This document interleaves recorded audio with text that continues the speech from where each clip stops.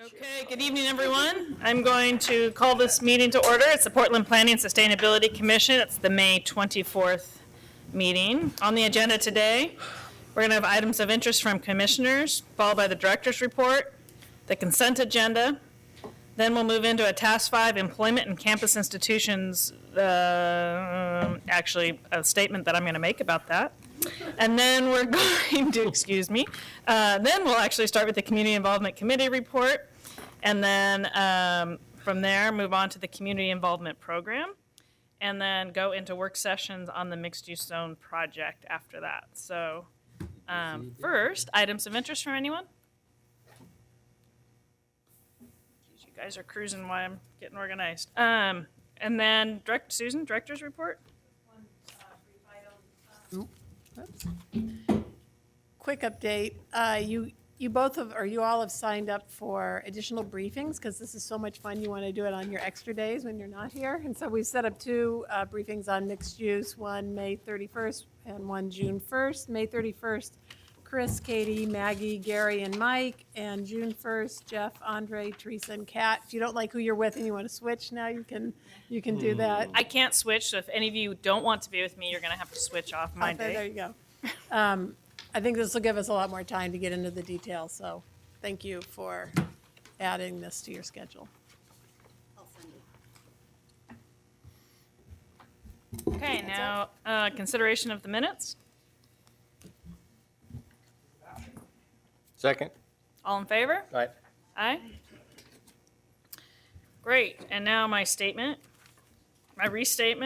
The public hearing for zoning map changes associated with the employment zoning project and campus institutional zoning is continued until July 12th, 2016 at 4 p.m. The date on which our commission, Planning Sustainability Commission, will be hearing testimony on the composite zoning map. That combines proposed zoning map changes from each of the comprehensive plan early implementation projects. Does everybody understand all that? The July 12th hearing will be held in the Portland building on the second floor in room C. As always, we encourage people to double check our calendar to confirm the time and location of the hearing. Great. Any questions on that? Doesn't look like it. We'll keep rolling. Okay, let's move forward with the Community Involvement Committee report. Howard, come on. We miss you.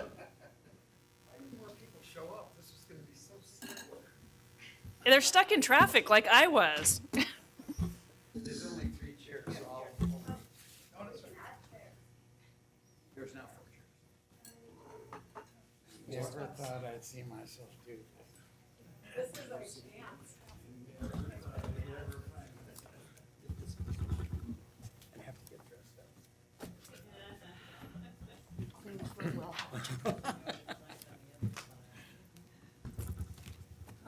So I guess we'll get this started. Should we wait till the bus pulls up with all the rest of the people?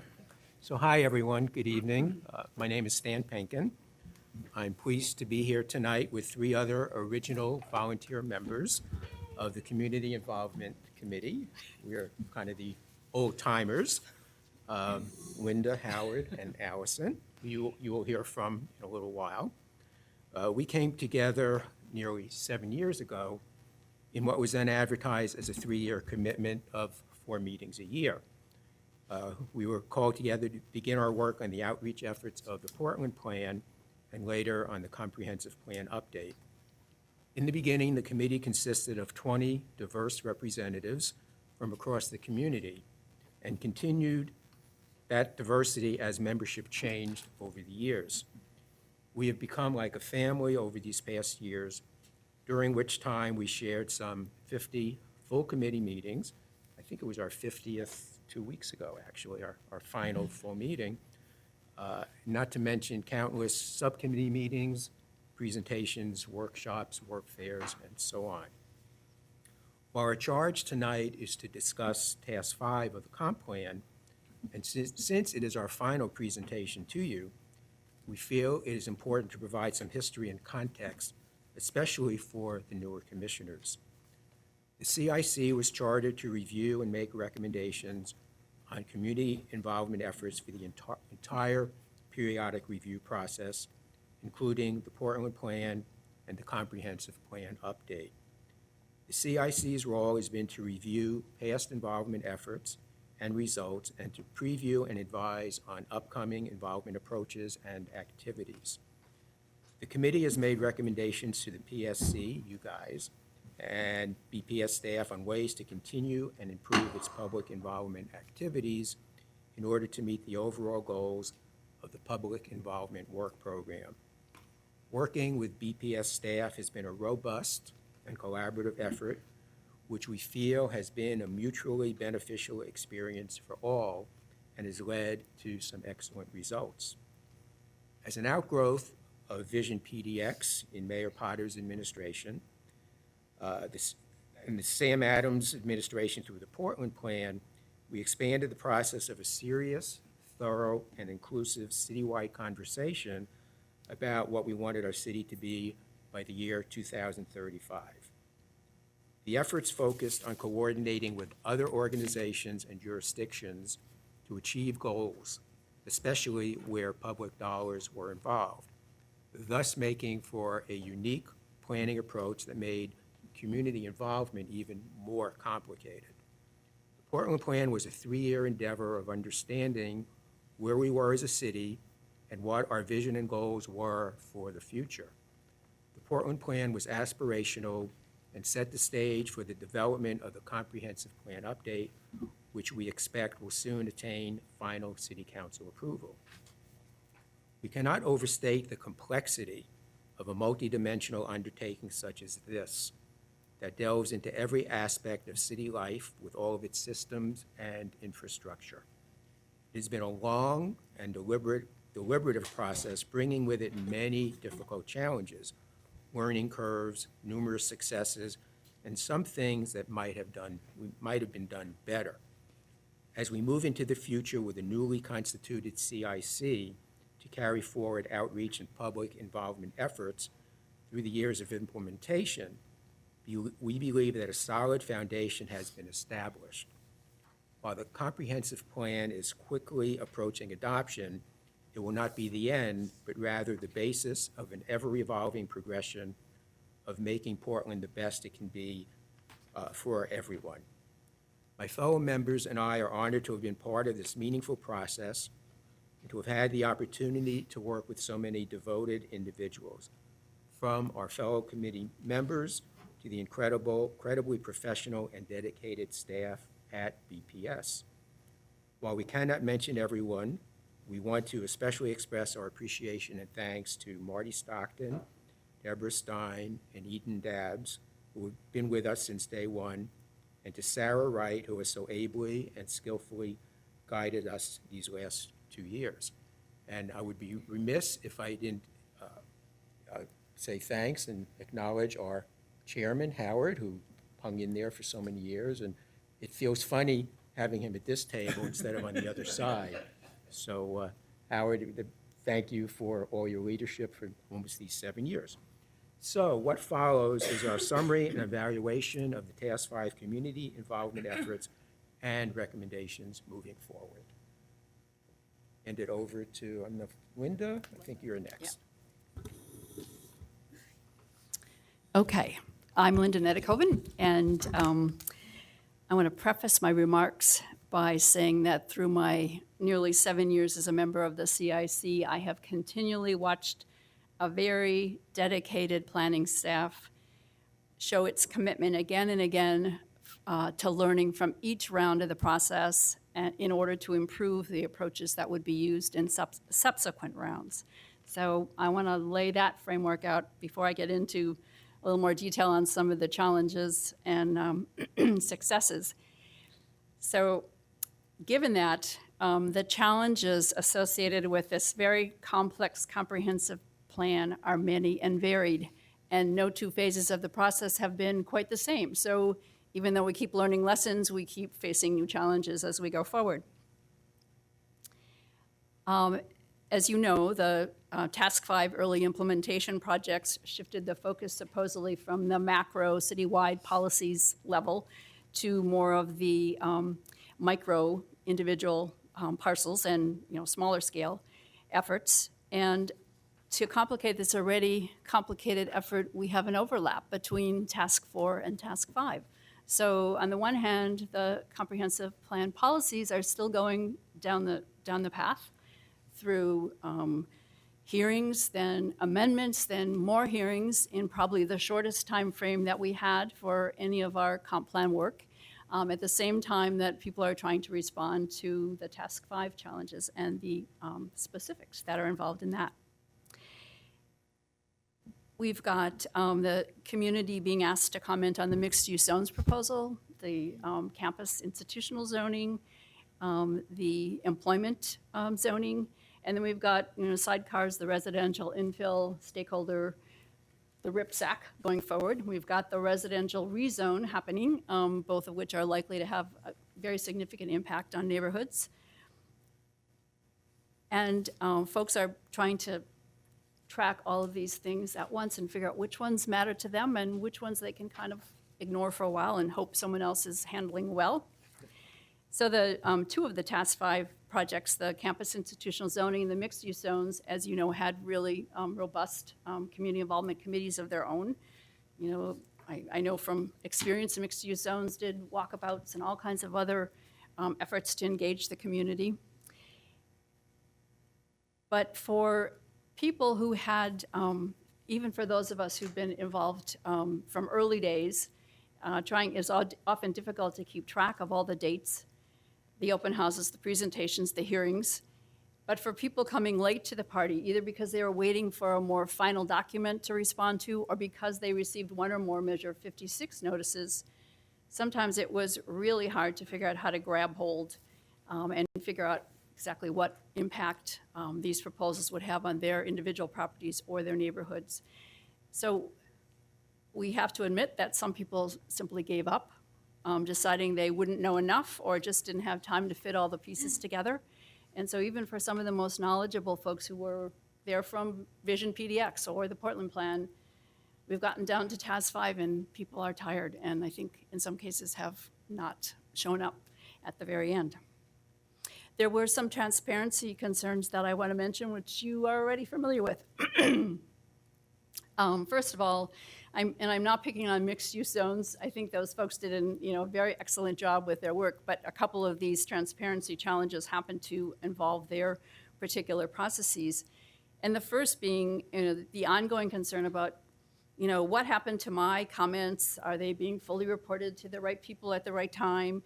What's being done with them? How are they influencing the next phase or the final decision? Where do my comments show up in the next draft? Why hasn't staff done what I asked, or the elected official or the planning commission member responded to my comment as I hoped?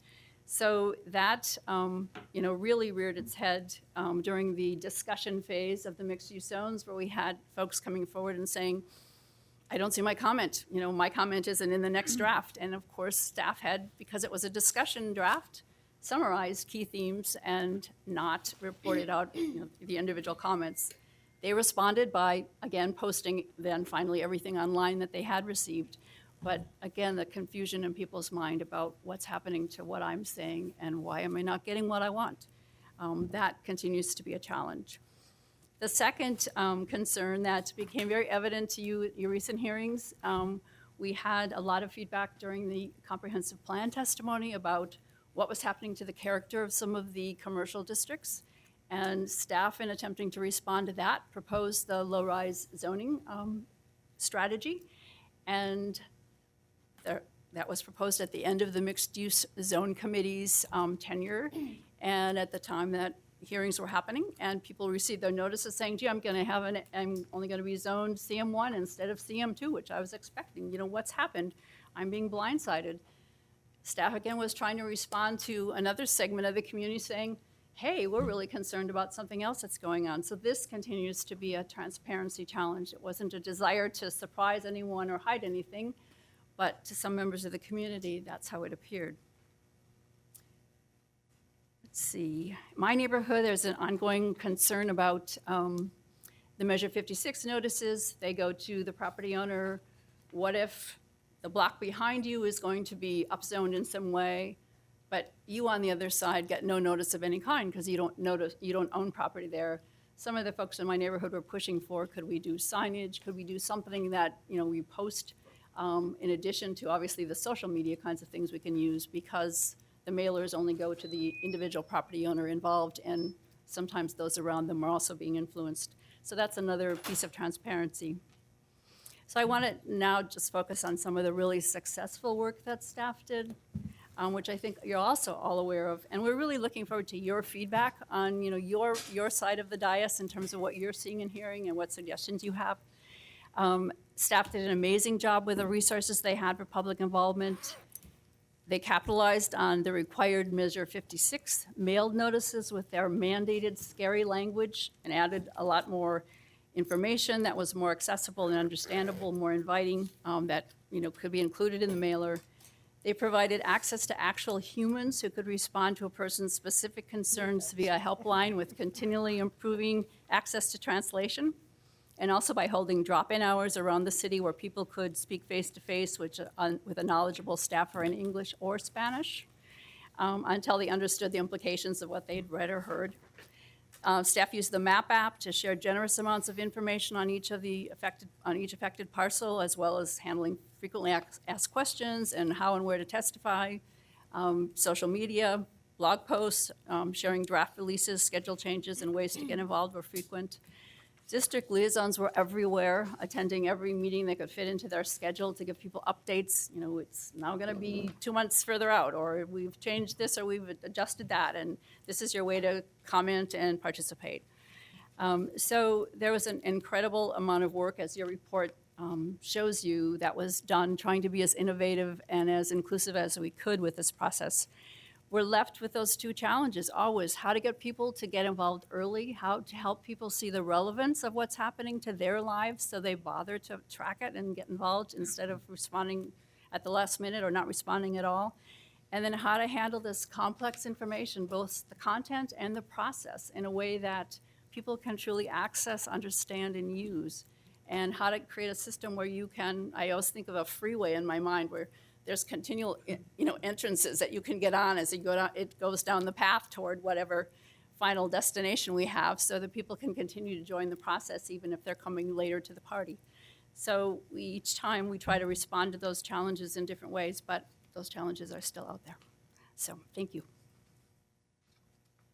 So I guess I'm next. I'm Allison Stoll. Scoot up. I'm Allison Stoll, and I served on the Portland Plan Committee and also the Comp Plan Committee, and I'm the director over at Central Northeast Neighbors. It's one of the neighborhood coalition offices, and so I represented the coalition staff and the board chairs of the coalitions and brought information back and forth. So, and I must say it was a pleasure serving on the with the group. It was probably a good thing they didn't tell us how long our commitment was going to be, because I was figuring that when he said we had our 50th meeting, I was thinking, wait, I was on the mixed use zone committee, and I think we met probably 50 more times. So it was pretty intense, but learned a lot, shared a lot, right? So I'm going to start my little piece out. And first of all, you're a very hard act to follow because you said it all, and it was great. With the word challenge. And challenge can be used as a noun, and it's a call to take part in a contest or a competition, especially a duel. Kind of interesting. It's an objection or a query as to the truth of something, often an implicit demand for proof, so a challenge to the legality of something. Can be used as a verb to invite someone to engage in a contest, and to dispute the truth or validity of something. So I think it's really interesting to note that it was a challenge on the part of the staff and also a challenge on the part of the community to be involved in the comp plan. So with that said, I'm calling this building on a challenge. It's very important to remember that when working with the community as a whole, that most of us are volunteers. We're not experts. We're not really even novices at most issues that face our city. Creating a comprehensive plan with public input was a monumental task. It is crucial that the city utilizes existing and emerging organizations to help build the capacity to bring the process out to the community. Working with the 7 neighborhood coalitions and 95 neighborhood associations and the diverse and civic leadership community, we were able to utilize existing websites and newsletters and community meetings that were already in place to share information with the community. We were able to work with many different culturally diverse people, and with the help of these important organizations, we were able to reach many people in their own languages. Land use is a challenging topic, and because most of our community is extremely busy, it was important to bring the comprehensive plan on a roadshow out of the planning files of the city of Portland to the tables of neighbors, neighborhood businesses, and actually into the homes of our community. From the beginning, it was important to explain the comprehensive plan, what it was going to be in the future. Really, it was phenomenal that we were able to reach such a broad group of people from all walks of life. Task 5 found some people really confused and very frustrated. On the one hand, specific zone changes were finally being proposed, growing out of the policies in the comp plan and like the mixed-use zone project and the campus and institutional zone project. Sometimes people were seeing changes in their neighborhoods and business districts, some of them very swift and dramatic. You can think of Williams or Division, along with demolitions of single-family homes in neighborhoods. And some thought the comp plan was causing or accelerating those changes, and yet they were told the plan would not address these issues until it was adopted in 2017. This was difficult for organizations to explain while trying to help people show up at the right times to express their opinions. Now, with all of the wonderful work that was done to get the comprehensive plan out to the people, there were many, many challenges. Many of the existing and emerging organizations are volunteers, and most have a volunteer board of directors with a much larger group for membership. As most of you who are involved in any organization know, meetings take place as often as monthly or perhaps quarterly, and some organizations only have general membership meetings once a year. How can they reach their members with very limited resources for everything that they do? It was a huge challenge to disseminate information, give an organization the opportunity to publish or distribute the information, allow time for scheduling a meeting, provide opportunity for questions and discussion, most of the time with BPS staff present, and then give the membership time to formulate a response to their governing boards. And then these boards could choose to give all the input back to the staff, PSC, and the council, or they could formulate a response from their organization. All of this takes time. While striving to be transparent, sometimes deadlines got in the way. As a comprehensive plan had timelines, some of the deadlines for giving response did not line up with the organizational timelines. Really, every group involved worked hard to get the information out to their constituents and the community. Many folks were very involved, and others had higher priorities, like finding a job or housing. It's important to remember that everyone who was engaged or reached was given the opportunity to participate. While we were able to reach a significant portion of our population, many were not reached, and if they were, they were not able to respond. This process, though valuable and crucial, can always be improved on. Every opportunity creates yet another opportunity to learn how to involve more and more of the community. It was an honor to serve on the Comprehensive Plan Community Involvement Committee. Great people, great staff. With that said, I believe it's most important to mention that the expectation was to meet at least once per month. I'm going to go back into what he already said. Sometimes to serve on a subcommittee that also met once a month for many years, 2 hours each time. And when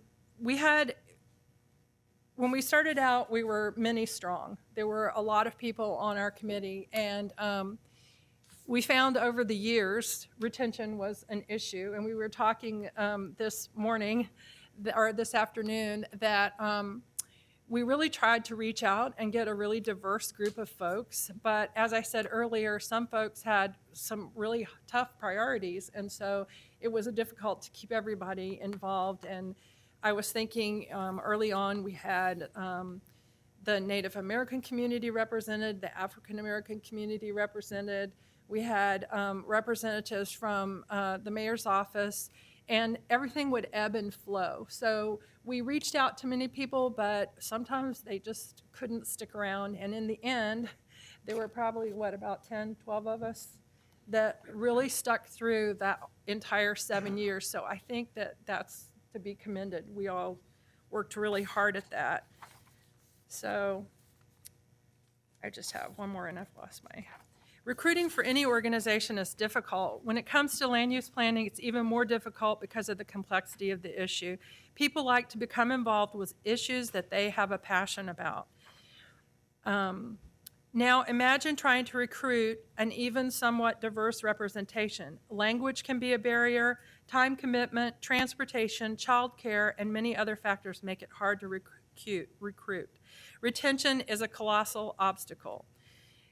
I did say that. We looked around the room and there were 12 of us there at the end. So were we diverse? I believe that our group was somewhat diverse. One thing I know is that although we might have looked diverse, we all made sure that we reached out to the entire population of Portland as best we could and helped anyone who wanted to give input and have a voice. I think that the CIC had some of the same timing issues as many of the other organizations did, trying to mesh out our meeting times with BPS deadlines so we could respond in a timely way. Good evening. I'm Howard Shapiro, and I had the honor, as you heard from these folks, of chairing this indefatigable group of people through 7 years of countless meetings, staffed by and brilliantly handled by a staff of people, starting with Marty and Deborah and Eden, as already mentioned. Certainly the indefatigable leader and all the people around us made this committee work. But in a nutshell, this is about trying to get as many people informed about as much as quickly as possible. And it's kind of like, was it Abraham Lincoln who said, not all of the people all of the time? But you can't do that. But you can make an honest effort to reach out as often and as necessary to try to make the community understand what's happening to it. It's kind of at the mercy of groups like ours to make this kind of thing work. And when it happens, we either hear we didn't hear enough, or we didn't hear soon enough, or we heard it too soon and we couldn't react. I've sat where you folks have sat, and I've heard folks sit here saying over and over again, you didn't give us enough time. Or, how come you did this so quick? I think we have to work endlessly to try to make that as seamless as possible and to try to make as many people informed as possible as quickly as possible. I'm just reiterating and regurgitating what these folks have said. Reiterating. They have encapsulated what's in this memorandum that really sums up our work. This CIC that you see sitting in front of you is about to go out of business. However, there's an opportunity to establish a new one as mandated by some suggestions that the staff have put together. And I'll just read you that pardon me, the introduction to the policy statement in this memo reads, Policy 2.16 of the new 2035 Comprehensive Plan directs the city to maintain a community involvement program that supports community involvement as an integral and meaningful part of the planning and investment decision-making processes. In a nutshell, we're saying this was good work we did, and it's a good beginning for a new CIC to take on and continue to keep the people informed and keep you informed of what the people are all about. I want to express a lot of gratitude to people who didn't have to, but showed up endlessly, and not just showed up. That's easy, but had a lot to say and a lot to offer. This group may not look as diverse as it could, but there were, in fact, Native American, African American, and other diverse groups represented on the committee from time to time. They should be congratulated for the good work they do. But what we would like from you is to adopt this CIC memorandum that we put before you and send it on to the city council. Thank you very much. It's been a real honor to work with these folks. And thank you. Are there questions? Comments?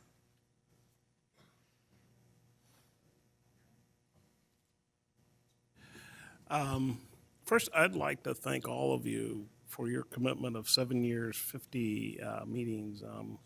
That's a lot. It's only 3 meetings. I think your words about the diversity of the people is important, because I don't think we have the outcomes we have today in the Portland plan, the comp plan, without your hard work and getting a lot of people involved that are traditionally have not been involved. And so looking forward, I think, we have to work harder even to keep those people involved, get them back involved, and to do more. And Howard, I just want to say thanks to you, because I know you were just a champion on this when you were here, and then Couldn't get anybody to join me, I want to point out. The opportunity was there, even Mike turned me down. so I really thank you for continuing to champion this and seeing it through. And I just think that as we hopefully look back in a few years, the diversity will stand out in the vision of Portland from your hard work. So thank you. I just wanted to say that, I'm relatively new to the commission, but this is inspirational work, and thank you very much, and we will not let you down. Any other comments? I have a question, and you guys mentioned the struggle with kind of timelines and your work and everybody, and a little bit of the frustration. So at the same time, we all know too, stretching it out too long has its own problems. So any kind of just thoughts or feedbacks on how to maybe solve that tension, besides stretching timelines? Or is it really just you feel the only way we could have taken care of some of the tension with, comprehensive plan coming through at the same time as Task 5 is not to bring Task 5 forward as fast? I'd venture a guess that what we saw before us as representatives of neighborhoods were, in fact, part of a representation, but not all, and that it was really hard to reach the other parts of a neighborhood association that just weren't involved. Suggestions of how to do that are elusive because people's agendas and their interests shift.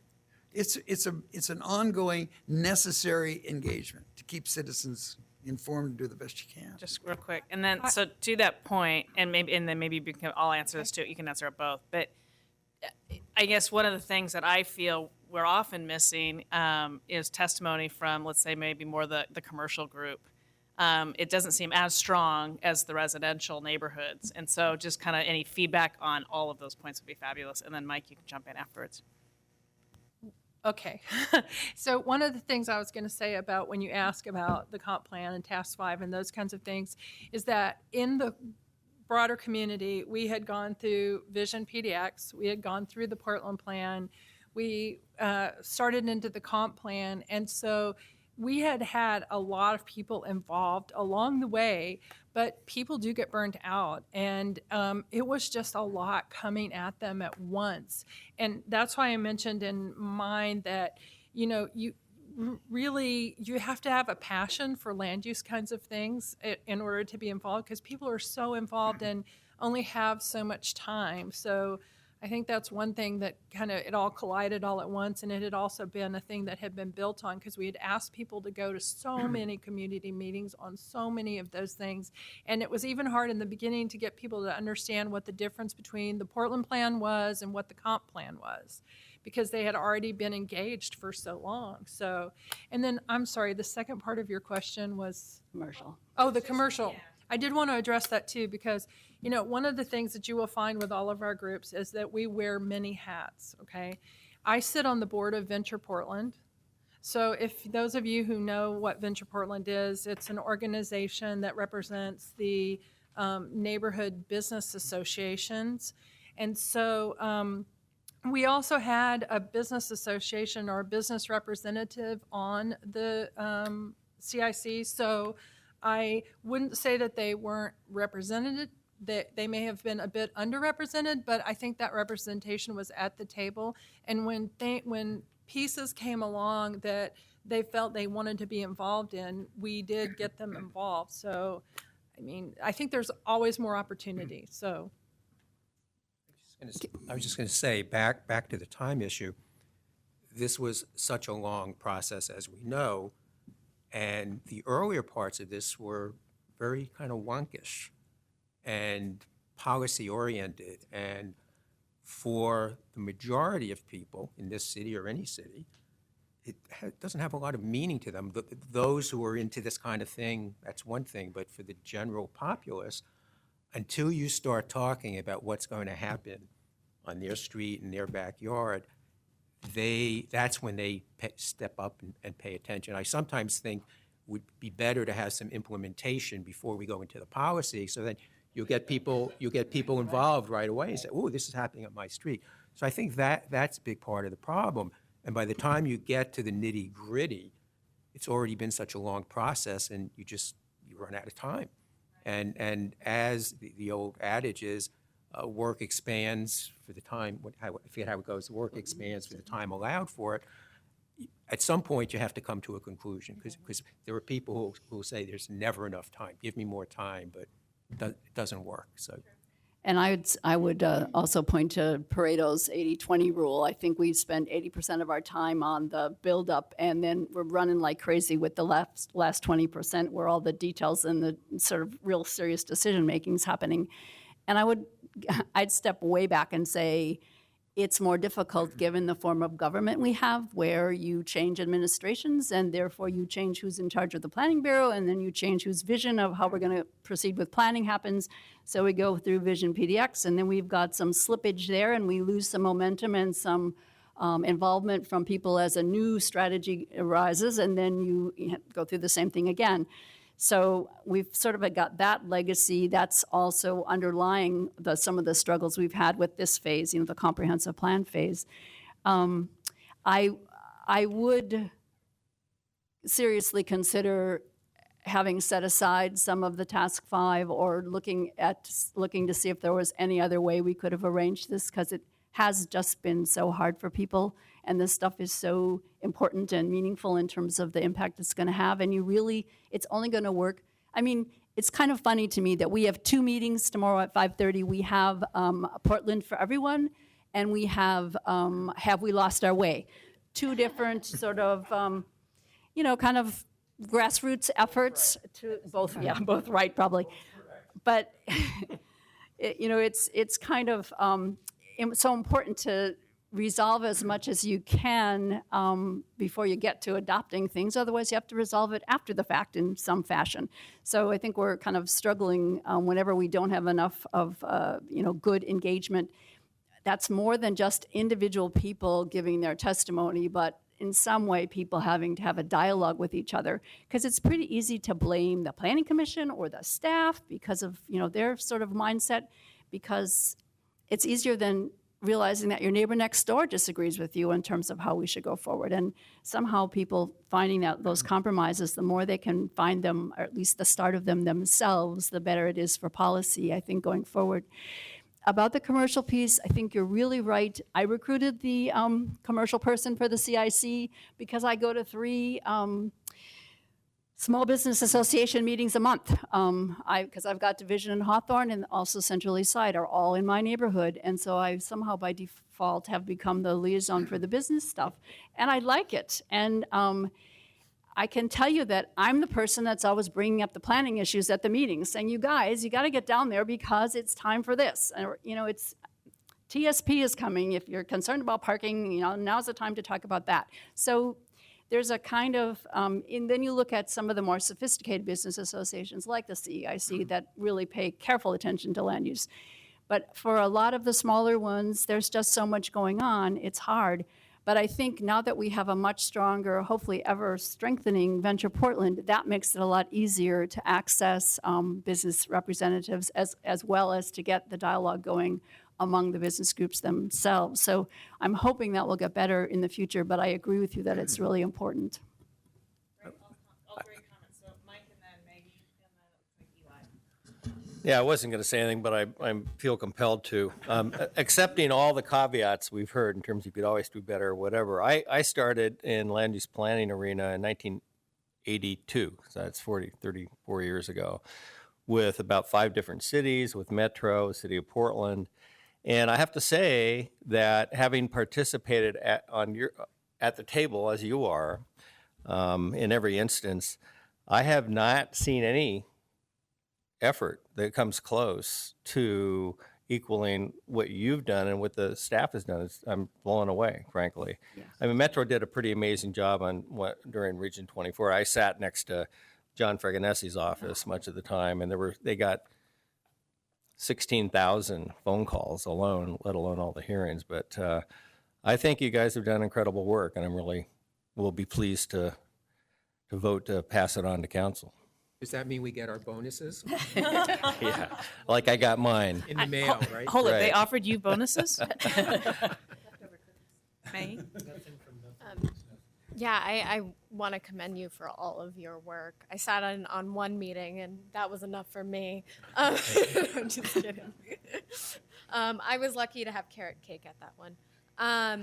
Yeah, I just want to commend you on that, and I'm glad you mentioned underrepresentation of business, the difficulty in terms of keeping on more diverse committee members.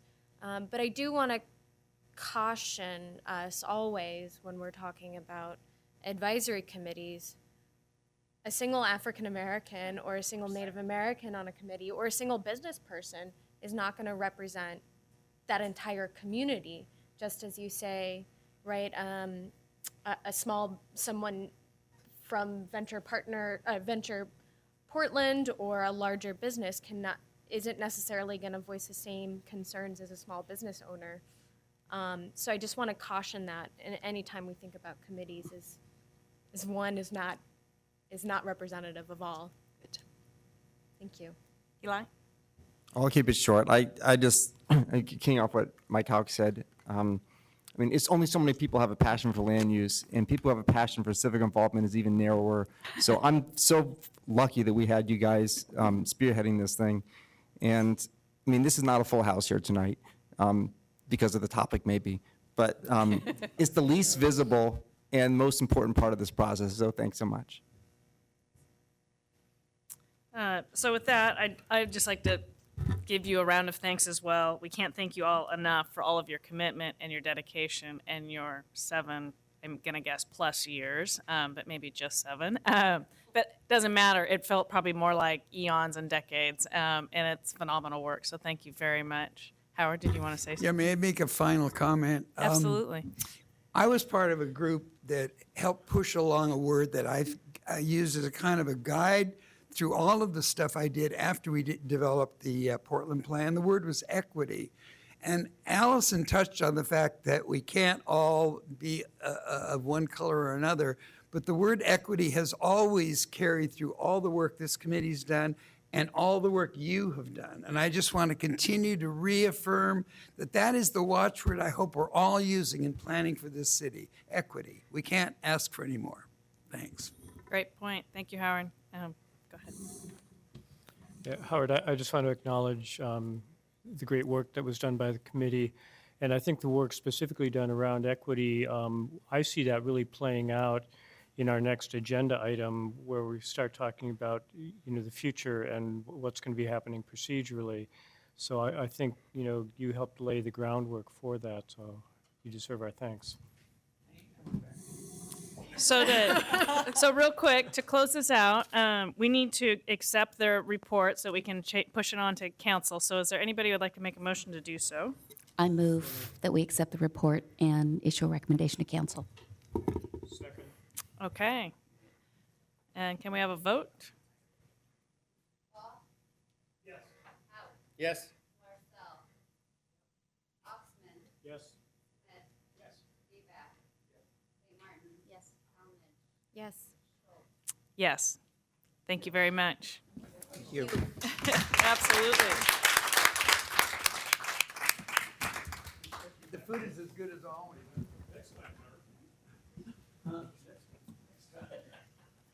Thank you all. Thank you. We'll have to have a reunion of the, yeah. So next we have the Task 5 Community Involvement Program briefing.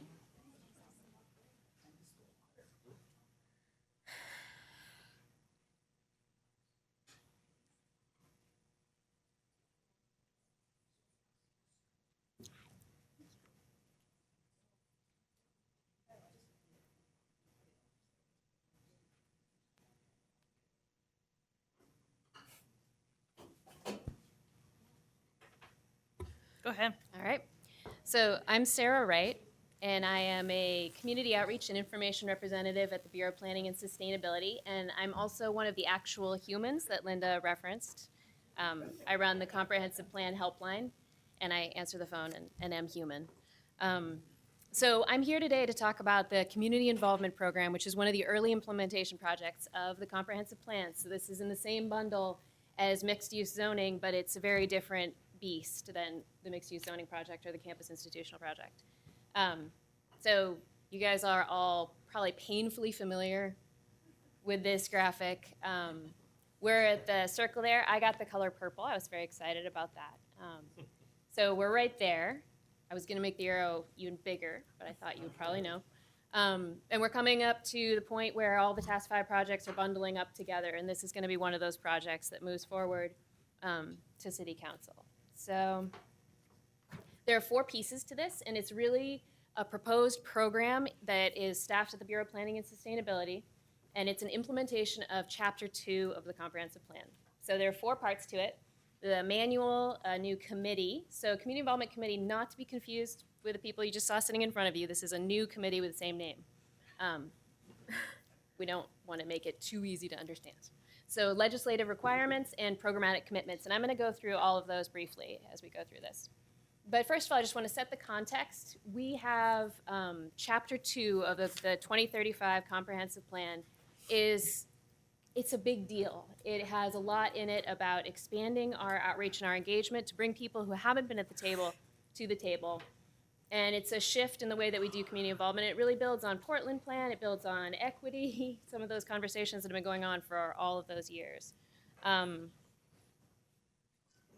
just to kind of frame that, if you start with what we currently have in the current comprehensive plan, which was written in 1980, this is it. And when I first saw this, I thought maybe I had missed a page or like this was just a summary, but this is the whole thing. This is Goal 9, 1 goal and 4 policies. So this is what guides our current community involvement for legislative projects that affect the comprehensive plan. And this is what we have in the hopper in the 2035 comprehensive plan. This is 14 pages, it's 7 goals and 40 policies. So we are raising the bar for community involvement, for what staff is expected to strive to achieve in community involvement in legislative projects related to the comprehensive plan. And because we're raising that bar, we need to support staff and put the structures in place that really create sustainable, ongoing support for those activities. So that's what this program is intended to be. So this new program is, as I said, intended to support staff to really work toward these Chapter 2 policies. It also implements specific policies, 2.16, 1.17, 2.19, and 2.17. So those are the specific requirements for a community involvement program, ta-da, and then a community involvement committee and a community engagement manual. So this program integrates all those things. And it's really, this program is really intended to be a structure for continuous improvement. I think you heard that from several of the members of the current CIC. This need to keep on reviewing what we're doing, see what's working and what isn't working, and make improvements as we go. We don't want to just set up a static, one-time, permanent way we're going to do community involvement forever. So what is it not? I jumped ahead of myself here. It's not a prescriptive step-by-step guide to community involvement for the next 20 years. It's not the recipe. We're not going to say, for every community involvement program, you have to do 2 workshops, 1 survey, and an open house. Done. That is not what we want to implement and to try to achieve the goals and policies of Chapter 2. We want something that is a commitment to continuous improvement. And that's what this program is intended to be. It is also not a community involvement plan.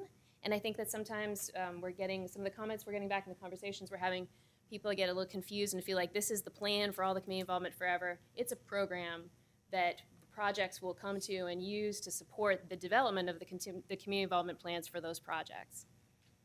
So what projects would this program support? This really focused on supporting legislative projects that amend the comprehensive plan. So changes to the zoning map or code through legislative projects, changes to the transportation systems plan, changes to goals and policies. So that is sort of what falls under the umbrella. So I'm going to walk through the 4 elements. The first part, the manual.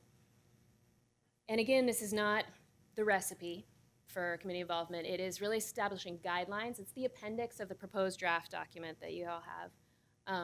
And it establishes an equity framework that really comes out actually of work from work on the Climate Action Plan, the Bureau of Planning and Sustainability has worked on.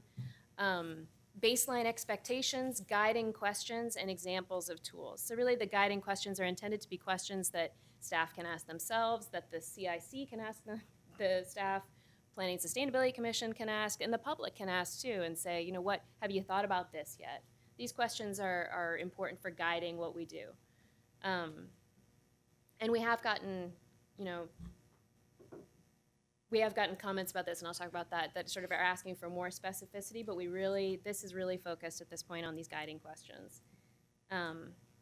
So next is the committee. The Community Involvement Committee is intended to really be the stewards and the keepers of this manual, to be able to take in the experience of staff and what's going on, what's working and what isn't working, and change that manual as we go to adapt to what the experience is showing us is working and not. And also to advise staff on an ongoing and also project-specific community involvement practices. And we have gotten some good feedback, as you can imagine, from the current CIC on sort of making this committee function. But what we have in the proposed draft is a charge and a scope for this committee, not the membership selection and recruitment and retention practices or the charter. And our intent is to work with the Office of Neighborhood Involvement. We've already started that conversation, and Office of Equity and Human Rights and PIAC Subcommittee on Boards and Commissions to talk about how do we establish this committee, how do we do the membership selection, and develop a charter in using all the best practices that those bodies have gained from bitter and sweet experience, and do this in as transparent and solid way as we can. And the intent is to do that work really from now and then all the way through the implementation of the comprehensive plan, so that when the comprehensive plan becomes effective, we have a robust and ready committee with a solid process behind it and ahead of it. So the next part is legislative requirements. This is in here because legislative requirements are an important part of community involvement, but most of these legislative requirements all of them already exist, right? We have to follow federal, state, and city laws about community involvement, anywhere from open meetings law to Title VI of the Civil Rights Act. These are all things we already have to do. They built into the program because that's an important structure for community involvement. This proposed draft does not include any changes to that, except to Title III, the city charter, to actually establish the Community Involvement Committee and establish it as a responsibility of the Bureau of Planning and Sustainability. And there are also a couple changes to Title 33 that are bundled up with this project, but the reason they're in here, they could have been in the miscellaneous zoning code amendment project, but they were put in here because they are relative to community involvement, and we felt like it was important to surface that and put them with this project rather than keeping them with that. And those are really housekeeping to change Title 33 to be aligned with state requirements and also to be make sure that the comprehensive plan glossary and Title 33 definitions actually match each other. So that's something we have to do. So that's bundled up with this project. And then last is programmatic commitments. And this part in the draft is also, it's really suggestions. It's not prescription for exactly what we need to do for community involvement, but it's really saying we need to develop and invest in a community involvement program that is ongoing, that is long-term. We're already doing a lot of these activities. We'll hire an interpreter for a meeting, we'll translate a document, we will assign staff to public involvement for a project. But those are one-time things typically, and we need to really put in the structures in place that we have ongoing, consistent coordination of these activities. And really to build consistency and fluency and really just embed these activities in a system that's prioritizing this continuous improvement. So we got a bunch of comments on the discussion draft, and a lot of them were really thoughtful and really interesting, and I think that you will hear a lot of really interesting and thoughtful testimony on the proposed draft. There were kind of a couple of themes that we saw, and some of them we made changes to the draft in response to, and some of them we're really kind of saying, here's a placeholder, and this is work that the CIC will need to do. So increase the clarity and specificity of language. I think that was one that I took very much to heart, that we really need to be very consistent and specific about the language we use when it comes to community involvement. And there were a lot of comments about choice of words, if we're using the word community or the word citizen or the word public. So we added in some language in the proposed draft just explaining why we chose some of the words we did and also referring back to the comprehensive plan glossary. But we did try to really tighten up the language. And then there was a lot of desire for prescriptive requirements for involvement, for saying every process should have a required step where this has to happen. That's a very understandable desire. A lot of people have great ideas for what we should be doing. But again, this document or this program is really intended to be a program and to be bringing together ideas for what we can be doing, but not to say you have to do this all the time, staff. So I would say a lot of those comments we can put into the hopper and hand them to the CIC and say, hey, here's some interesting suggestions. Let's talk about this. Specifics about CIC membership, again, this document does not address that. We feel like there needs to be a full process to talk about the membership, selection, and recruitment. So there's, people were making recommendations about who should be on the committee, what organizations should be represented, should there be required representation of such and such groups. So that is all stuff that we would be addressing through this process with the Office of Neighborhood Involvement and other bodies. Give the CIC more authority. There were some people who really had a lot of questions and suggestions about the scope and the ability of the CIC to influence ongoing and project-specific activities. So one of the changes we did make in this draft was to give the CIC that direct ownership of the manual, to say this is theirs to amend, rather than just giving us recommendations and then we could, make them or not. Say the CIC keeps the manual. So that was one step that we took in response to that concern that the committee would sort of lose traction and lose meaning if it didn't have some more authority. And then another one was metrics. We got a lot of comments asking us to provide ways to evaluate community involvement.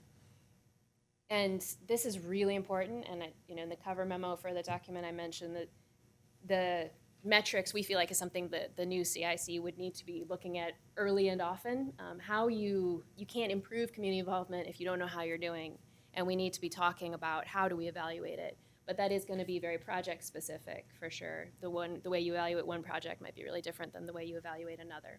So that's another one where we're kind of pushing that on. We say this is really important to address. This is not the place to be addressing it. We're trying to build a program that will be looking at this stuff, but as we build the program is not where we need to be looking at those things. So that is the end of my spiel. So your next steps are a hearing and recommendation on June 14th, and that's when I'll be back. So I would love to take your questions at this time. Thank you. Gary, you have a whole list. Do you want to start? I could. Okay. And these aren't they're both questions and comments. Okay. But first of all, I just want to express that for the guide in particular, I think it's a great piece of work. Overall, I think the overall approach, even though it's not as prescriptive as some might like it to be, it still creates a very strong expectation that staff will use the manual and they will follow the fundamental procedures and philosophy and approaches in the manual.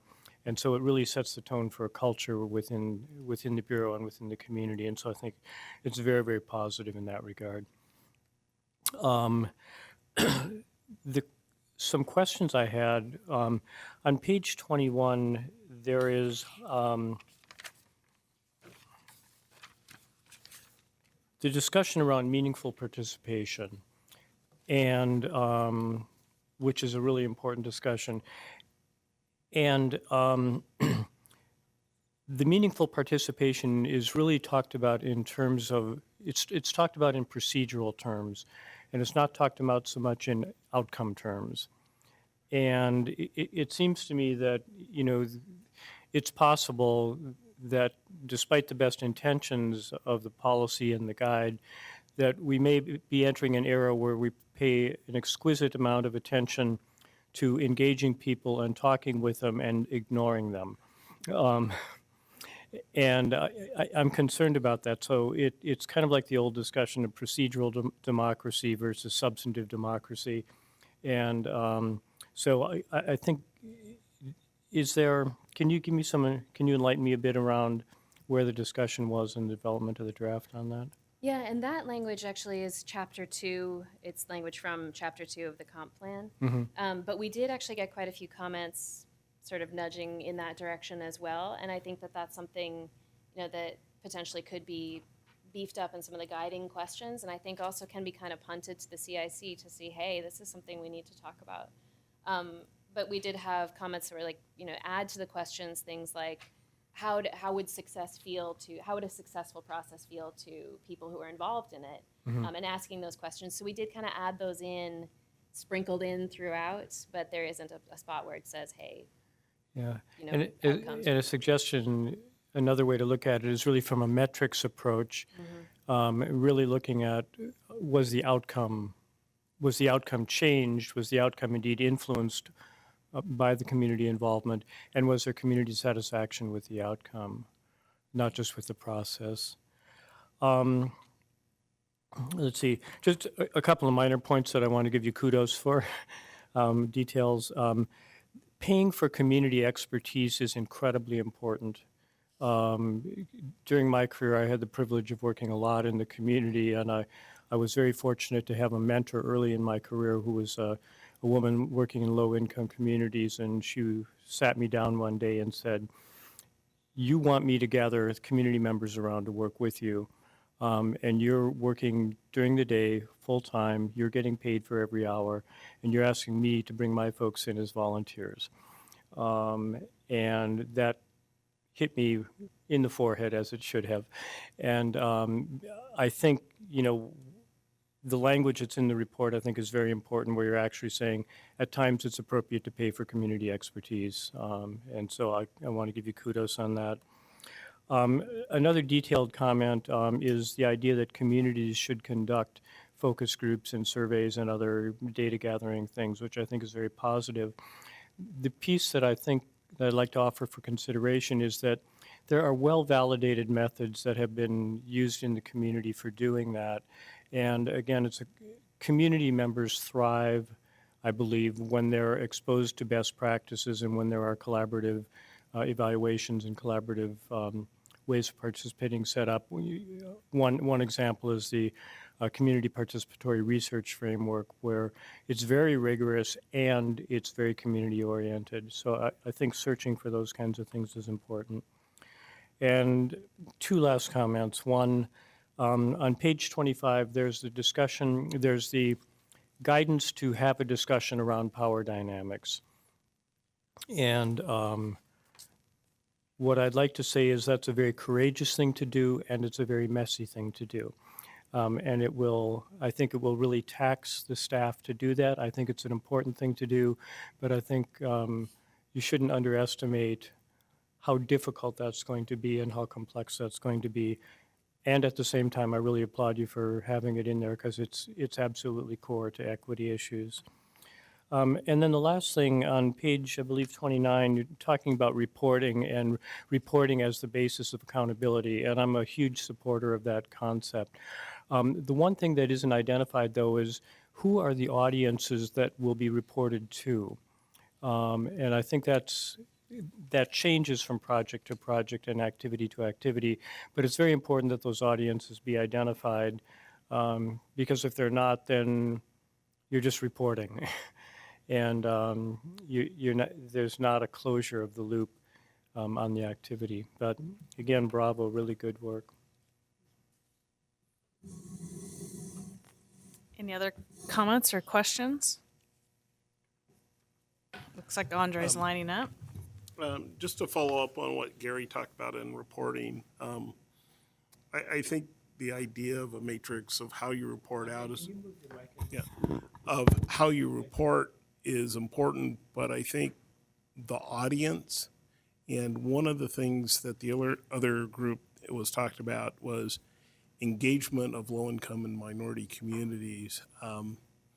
One way to engage people is to let them know outcomes that are happening in their community. And so ensuring that we're just not putting it up in typical ways in terms of if we're changing the way we're going to involve people, that we change the way or reflect that change in our reporting also.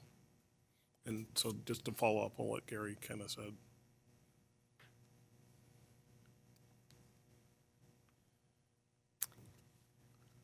I have a question for you.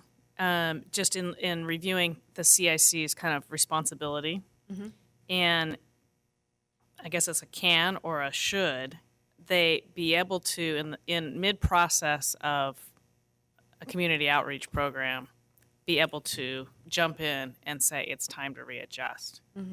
Kind of just speaking to the power of that group, and I don't know whether you already made a decision or thought about it, but it seems like, they might be a great outside body to say, time out, this isn't working. Yeah, and we got lots of comments and questions to exactly that effect. The way it's set up, it's sort of intended right now, is that the CIC would not be able to say, stop the presses right now, but they would be able to come to you guys and express their concerns strongly and encourage that stopping. The intent, though, is really that they should be involved early on and say, we see a potential problem here, and here's what we really would like to see you doing to correct that. And if that's being disregarded, then there is a concern that we would think that they would definitely bring to this body and say, we have major concerns here, and I would expect that you guys would be responsive. So that's the current setup, but they don't have the ability baked in to just, stop things. Right. Okay. Makes sense. And then kind of echoing my questions to the earlier CIC panel is in reading all of this, in my work, what I have seen a lot, and I saw it when I sat on Design Commission, I've seen it a lot here, and just in my outreach to neighborhoods is back to, for whatever reason, it seems like the commercial community in Portland, especially in land use related issues, it's just not very engaged. And so not only, reaching to low income and minorities and making sure it's equity for commercial and residential interests to be able to participate. And I don't have an answer to that. As much as I think it's odd, because I think most communities probably you see a real talk about power, commercial interests being quite powerful. And maybe ours just sidesteps the community and goes straight to the mayor. I don't know.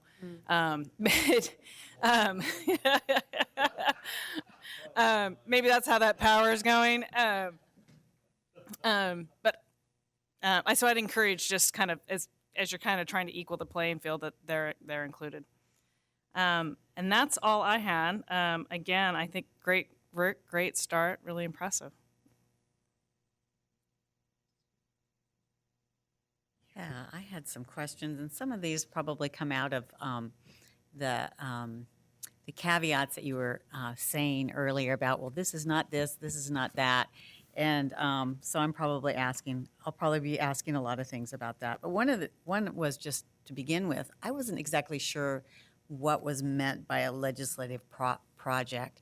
Could you give me some examples of things that would be under that, and how often that those particular projects come up? And in the scheme of city projects, is that like 10%? Is that half of them? You know, I mean, I just didn't Don't get know it. about percentages, but I could tell you anything that's going to change the zoning code or the zoning map. So, you know, like the residential infill project, potentially anything like that would be, this would be relevant to that. So would plans that the planning and sustainability is creating as we go forward, would they affect this? Yes. Okay. Yeah, so they would fall into this, this support, and also be, you know, they all have to meet the comp plan goals and policies, right? So they have to be considering that as they move forward. So this program is really intended to support them to do that work that they already are required to do.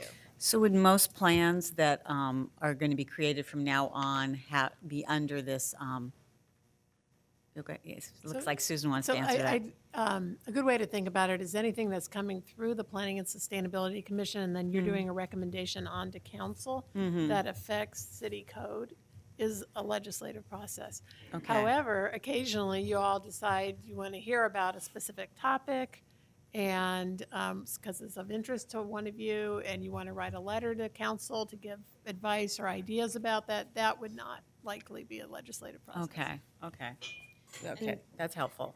Another thing to consider, you know, the Public Involvement Advisory Council has been involved as is a sort of a support system as this has been developing, and there's a lot of interest in using parts of this for other projects that aren't required to meet goals, you know, Chapter 2, to say, hey, can we use your manual and use it for other programs, and you know, certainly other activities in the Bureau would be welcome to use it, but it wouldn't be, that's not, you know, it's there for this specific category of projects. Okay, and then I just was wondering about the committee, and I mean, you were saying, well, we're not going to decide those things, but it seemed to me that it has to be staffed, and you were saying, well, they would own the book, you know, they would own the manual, and they would come up with the ideas for how we would do things, and I was thinking, well, that's a lot of work for a committee. So I'm just wondering, have you thought about that? I mean, and is there minimum staffing being, you know, required for something like this? Because otherwise it just will, you know, I mean, it would be so hard. And especially if you want a real diversity of people to be on this committee, you're going to have people that will be, you know, policy, you know, like that group of folks, they were just so into it, but then you're going to have people that are more, you know, they'll need to grow as they inhabit the role of being on this committee. So I was just wondering if that has come up or how that's being dealt with. It apparently doesn't go into the document. The programmatic commitments specify support of this committee being one of the things that has to go along with this program. I think robust staffing of this committee will be essential. And one of the things we've learned from our experience in the Comprehensive Plan CIC and with other committees, and also getting back to that issue of representation and retention of members and keeping people Absolutely. engaged, we really need to do a really strong job of supporting new members, doing a really good job of onboarding and supporting members to learn what they need to learn and participate in a way that is, you know, meaningful and productive for both the committee members and for the Bureau and for the city. So I think, yes, it's absolutely People come on those important. committees and they don't really know what they're for. You know, they'll often think they're for a particular thing that they're not. And sometimes they'll come on and they'll think, oh, you know, they didn't listen to that thing I just said, and then they just quit. I mean, you'll have things like that, especially if you have less experienced people. And I think you want to have less experienced people. And I think, you know, talking to the Office of Neighborhood Involvement folks and the PIAC subcommittee that's really working on this, these issues of sort of how do you really make the point of the committee clear at the very beginning and make people really understand what they're getting involved in and how they can meaningfully participate is really important. You know, the CIC members, the current CIC members were suggesting that do like a tryout meeting so people could come and see what it would actually be like. And then they could decide if they actually want to get involved in this, you know, this commitment. Yeah. So, you know, so I think that It really is good. I see. But it's a really, I mean, I think those are really important points. And I think that those are things we're learning from committees all over the city and what works and what doesn't work and what we need to really step up with. And I think that this committee, creation of this committee and staffing it is an opportunity to really put into place some of those things that we've learned through painful experience sometimes. So yeah, I think we all feel that it's really important. Both the current CIC would say that 100% as well. So one follow-up kind of just to the commission. Do we ever get into implementation and find out well, how is it going 3 years from now with the CIC? Do we ever do that? Because I think that would be really valuable. Well, I think that's somewhat what we're seeing. So this report back has been happening annually, and they'll report back to us and kind of give us their feedback on what they're seeing so that we can kind of give feedback to them. That's and right. to staff. They'll be reporting to us. Or Correct. somewhat. Yeah, okay. Yep. Mike? Yeah, actually, the first thought I had when you started was, is this going to, what are the budgetary implications for this? And so, as always, follow the money. So we're going to have to be really vigilant because this seems like the sort of thing that during the 5% cut or the 2% cut or whatever, we'll have a huge target on it. I'm just supposing that would be the case. The other thing is, the amount of work that's already been done in this process and then what you're describing, it really, truly is amazing. And I've always been interested in more inter-bureau collaboration. So I would personally be interested to know how much of this work, even though it's intended to focus on these legislative land use issues, could be transferred to other bureaus. You think of the Portland Parks and Recreation, updating the Parks Vision 2020, for example. There are a lot of other things. So to the extent, I'm not suggesting that BPS is responsible for handling that for Portland Parks, but the level of expertise and the tools that you're developing surely should be transferred from Bureau of Environmental Services the same. So just a thought. Maggie, and then Chris, and then let's wrap it up. Again, thank you for this, and I appreciate seeing in here, recognizing the need to also resource communities that have historically been excluded from this type of work or haven't had the capacity. And it might be useful, and this is building off what you were talking about, Katie, is recognizing those leadership development programs and mentorship occurring particularly in communities of color, whether that's diversity and civic leadership programs, the Coalition of Communities of Colors leadership development initiatives, and seeing where you can plug in and connect to those programs to give support to new folks coming on board, whether it's because they don't understand the process or even if they feel alienated because it's not a community that they're used to working with. Chris? So a couple of questions that actually follow up on both of the prior two speakers. With regard to the sort of interbureau and citywide ramifications of this, I'm curious to what degree PIAC had input into this program and document. And then the second question is, during the comp plan, we had some testimony about sort of the relative balance between the traditional neighborhood system as the vehicle for community input versus the new channels that we're trying to open up. I happened to glance through some of the discussion draft comment summary and saw some of those same comments still there. So I'm curious where you would sort of peg us on that spectrum with this implementing the comp plan. Are we basically in the same place that we were with the balance struck of the comp plan, or is there any shifting at all on that particular spectrum? In terms of PIAC input, there's a PIAC subcommittee that has been supporting work on this, all along, supporting work on Chapter 2 from the very beginning in the Portland plan. They've been involved all along and have been following on this. And there is a lot of interest at PIAC in building on this and stealing from it and making it, be relevant to other Can you projects. tell everyone what PIAC is? Public Involvement Advisory Council. And who's on it generally?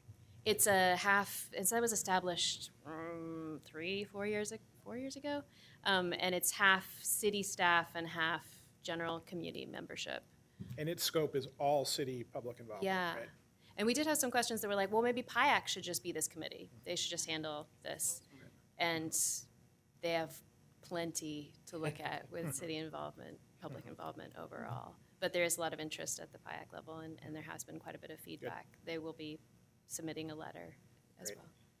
And then just in terms of testimony about neighborhood associations and that balance, I think this is a program to implement Chapter 2, is really what I would say. That Chapter 2 describes pretty clearly where we're going with goals and policies, and how we are building on what we already have, and we want to bring people to the table who we haven't heard from before.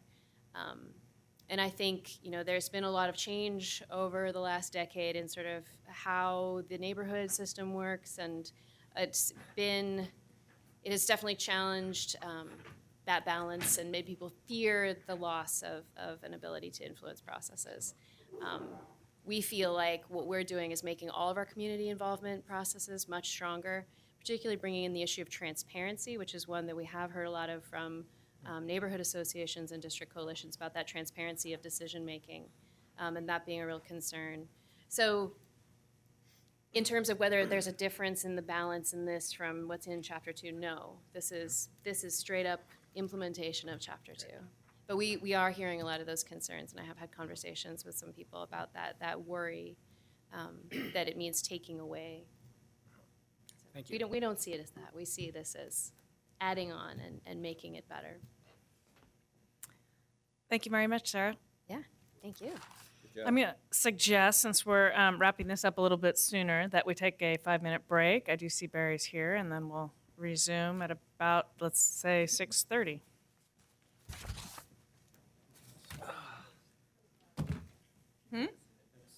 I know. It was a rounding. You'll thank me when we get out of here before 8.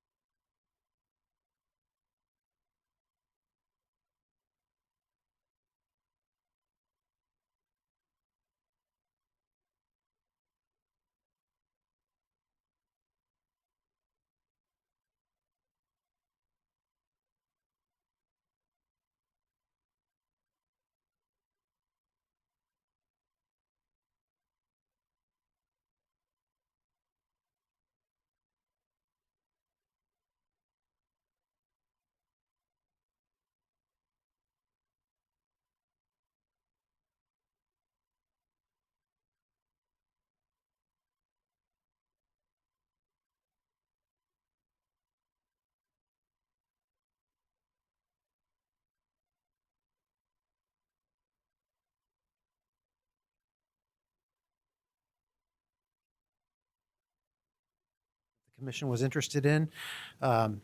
You may all still be working through the testimony. I know that that is closing today in terms of written testimony, and staff is still working through some of that, so there's some work to continue to do in that regard. But what I wanted to do tonight was to just refresh or walk through a proposed approach to dealing with some of the issues that you all raised based on the feedback you got in testimony and the issues you're concerned about over the 3 work sessions tonight and then 2 following ones, and then launch into the first topic that we're proposing tonight, which is the low-rise commercial storefront proposal. But hopefully everybody got this yesterday via email. Maybe you've had a chance to read it over, and if not, I just wanted to briefly walk through it with you just to kind of give you a sense of how we think these work sessions will flow. It's a pretty optimistic and aggressive schedule, but we hope to get through it. So just starting at number 1, one of the topics that you all heard a lot of testimony about, both on the 10th and 17th, was the low-rise storefront commercial CM1 zoning proposal. We heard a lot of testimony, particularly from property owners, although we heard some feedback from neighborhood associations. We're going to talk about that tonight. We passed out, if you'll recall, at the last hearing, the analysis that we had done on the low-rise commercial storefront proposal. Hopefully you've had a chance to look at that, but we're going to walk through each of those areas again tonight to kind of give you the lowdown on how we looked at them, why those were chosen, and which ones we think have different factors and attributes that make them rank highly or not so highly in some cases. On June 14th, PBOT will be here to talk about the Transportation Demand Management Proposal and the TSP wrap-up. As you recall, the Mixed-Use Zones Project has a proposal to require TDM proposal for new mixed use and residential development over 10 units. So that would be a chance to get your questions answered about the off-the-shelf kind of program that PBOT is putting together that would be used in a MUZ or a residential project. And we'll be there for that meeting as well, so we can answer your questions or talk to you about that as that goes on. On June 28th, we have a lot of topics to cover. Primarily focusing on the basin bonus floor area allowances and its relationship to inclusionary housing proposal. That raised a lot of questions with the PSC at the hearings, and that combined with the questions about development and design standards and how all that fits together, we think is a topic that we'll try to address on the 28th. By the way, I forgot to mention, we have set up a couple of briefing sessions for PSC members on some of those issues on May 31st and June 1st. I think we've got everybody scheduled for those now. Julie's done that work, so we'll follow up on that just to give you some more background on that outside of the meeting. And then we'll come back on the 28th to talk about some of those issues. We hope to work through all of that at that point in time. The other topic that was a large you received a large amount of testimony on and was a topic of interest were the auto accommodating development allowances and issues surrounding gas stations, quick vehicle servicing, drive-throughs, and also large format retailers that need large parking areas and may not be seen as compatible with the setbacks and other development street orientations that we're proposing in the code. That was brought up by a couple of stakeholders.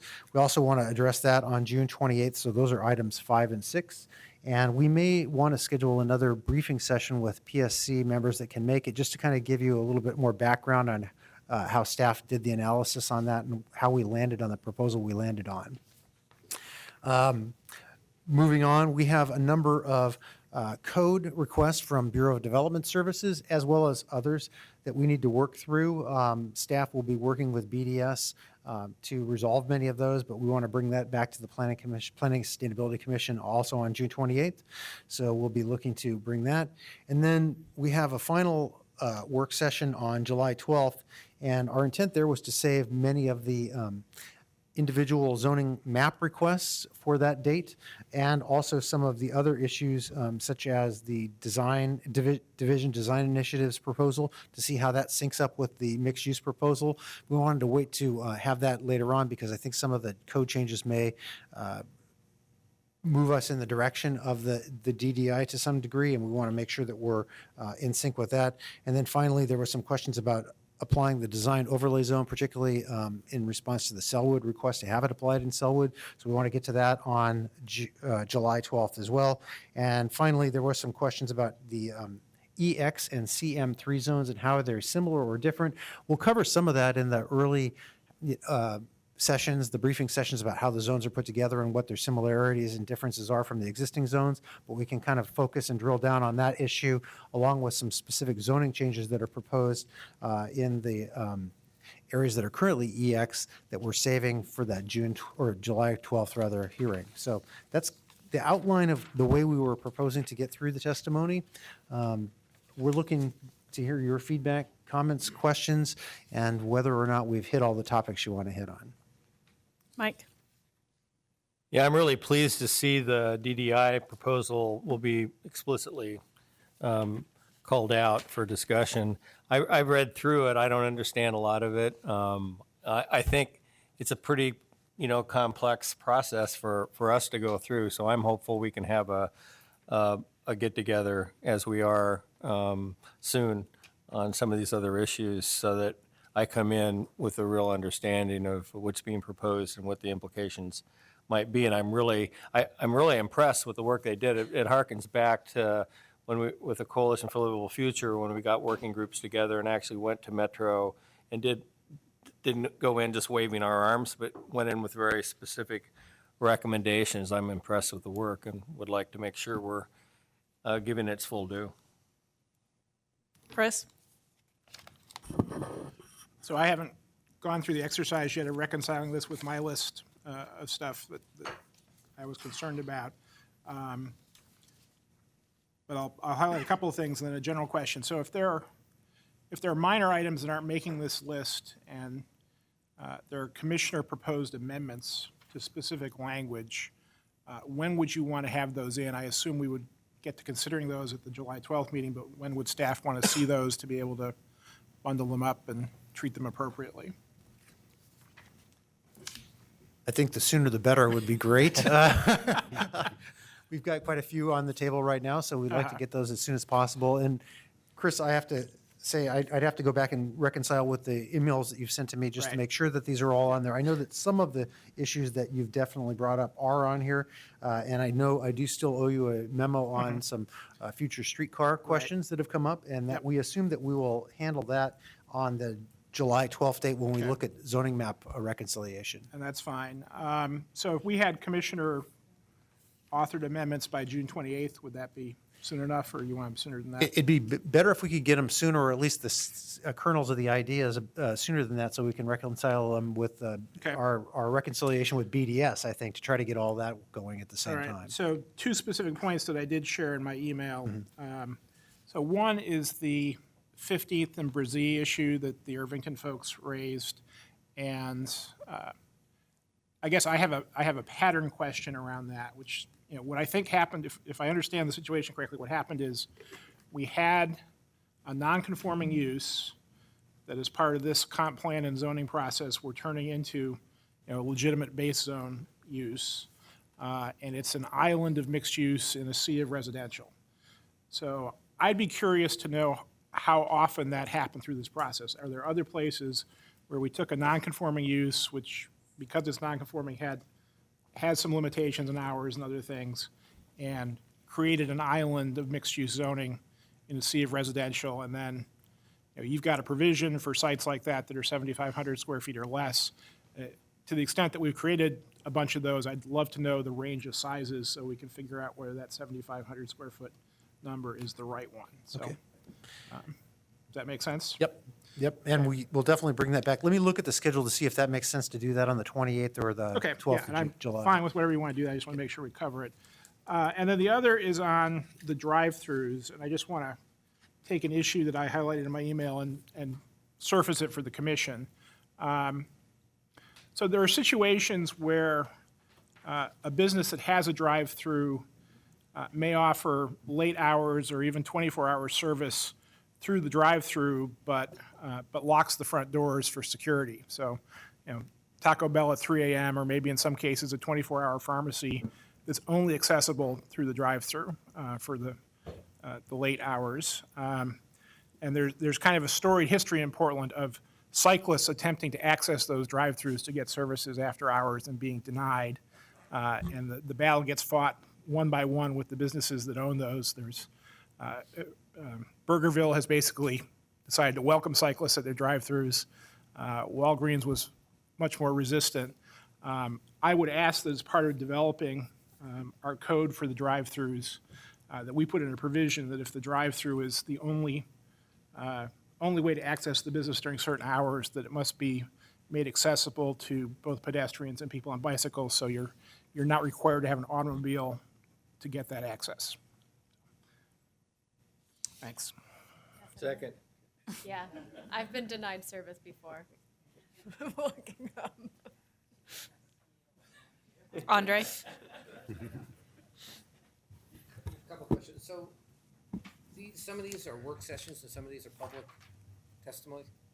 No, these are all work sessions. These are all work sessions. So we've got work sessions on different pieces of MUZ through July 12th. Walk me through how the whole package is coming. Are we going to have another public hearing? Or is it planned we're done? You've got written testimony? The thinking currently is that we've taken public testimony on this. You'll do your deliberations. We'll work through the work sessions to come to closure on a package that the Planning and Sustainability Commission could agree on, and that would be packaged up into a recommendation, typical process that would go forward to City Council with the rest of the Task 5 items. So when are we going to make our final decision on MUZ? The goal's July 12th. July 12th, yes. But there may be incremental aspects of the proposal, for instance, tonight with the low-rise storefront CM1 area, where you could weigh in and make a decision on that aspect of it that would, we would package it all together at the end, but. So, so the intent and that's to your point here, is the intent then, we'll put low-rise commercial to bed tonight, and it will have a direction each time we go through these. So when we get to the 12th, we have just some amendments to look at, but we've already kind of put to bed a lot of these things between tonight and the 28th. So the 12th is not a massive relook. We're kind of I think that's the goal, yeah. To the extent the commission feels comfortable in making a decision about those individual items as we come through the work sessions, I think would be the goal, yeah. Okay. Okay. Just to add the caveat to that we will have a hearing on the 12th around mapping issues, correct? So there's still an opportunity for the public to give us input on the mapping components of this, not the policy components. Correct, yep. Policy, we want to kind of lock that down. I don't know. I'm just asking. I think, yes, just what you said. The goal is, for example, tonight, as we go through the low rise, to come out of tonight with consensus. And, if we can't get there, then maybe it's just one or two more things to follow up on. But that would be kind of for each one of these tonight, the 28th, and then whatever's remaining on the 12th.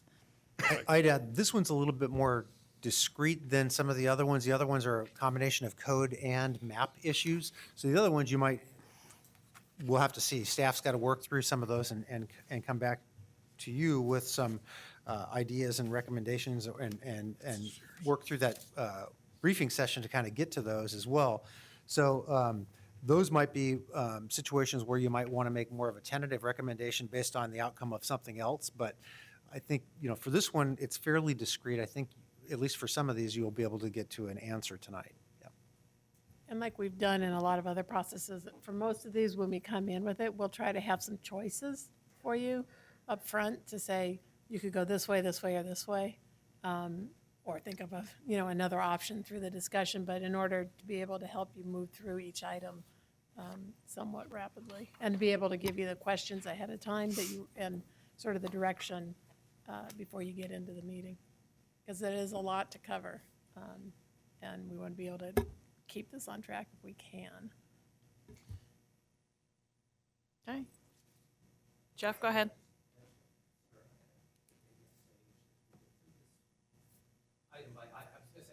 Not on, sorry. I was going to say, I have a concern, and it may go away, it may be assuaged as we go through these item-by-item work sessions. My concern is we have several big policy choices. I'm thinking of TDM and affordable housing that both of those, let's take TDM first. We have a very broad TDM policy, but the details are all being put off to a subsequent administrative rule process. And I'm really bothered by adopting a very broad TDM process. If you have more than 10 housing units in a mixed-use project, you shall do a TDM plan. But all the rules for the TDM plan, don't worry about it, PSC, they'll be adopted through a totally separate process. To me, it's almost a meaningless action for us to say, personally, I'm not comfortable with imposing a plan on any housing project with 10 units or more.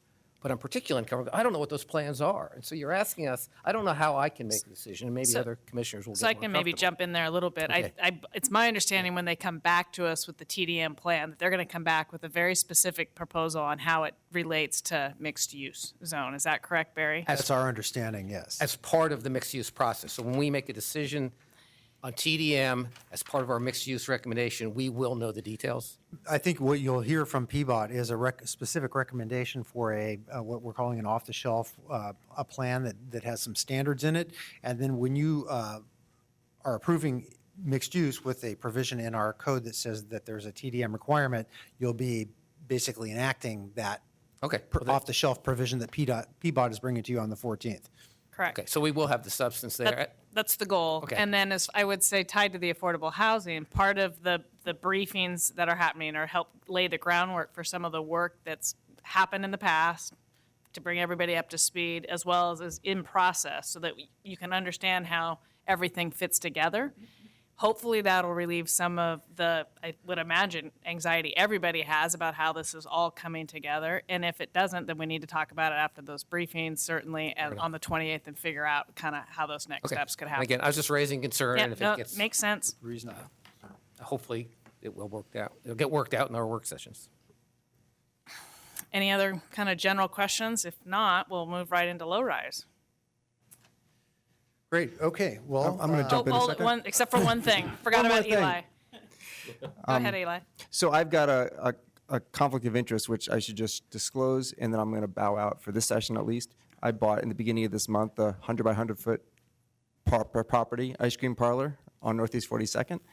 And it's a great acquisition as a dad, especially. My daughter loves it.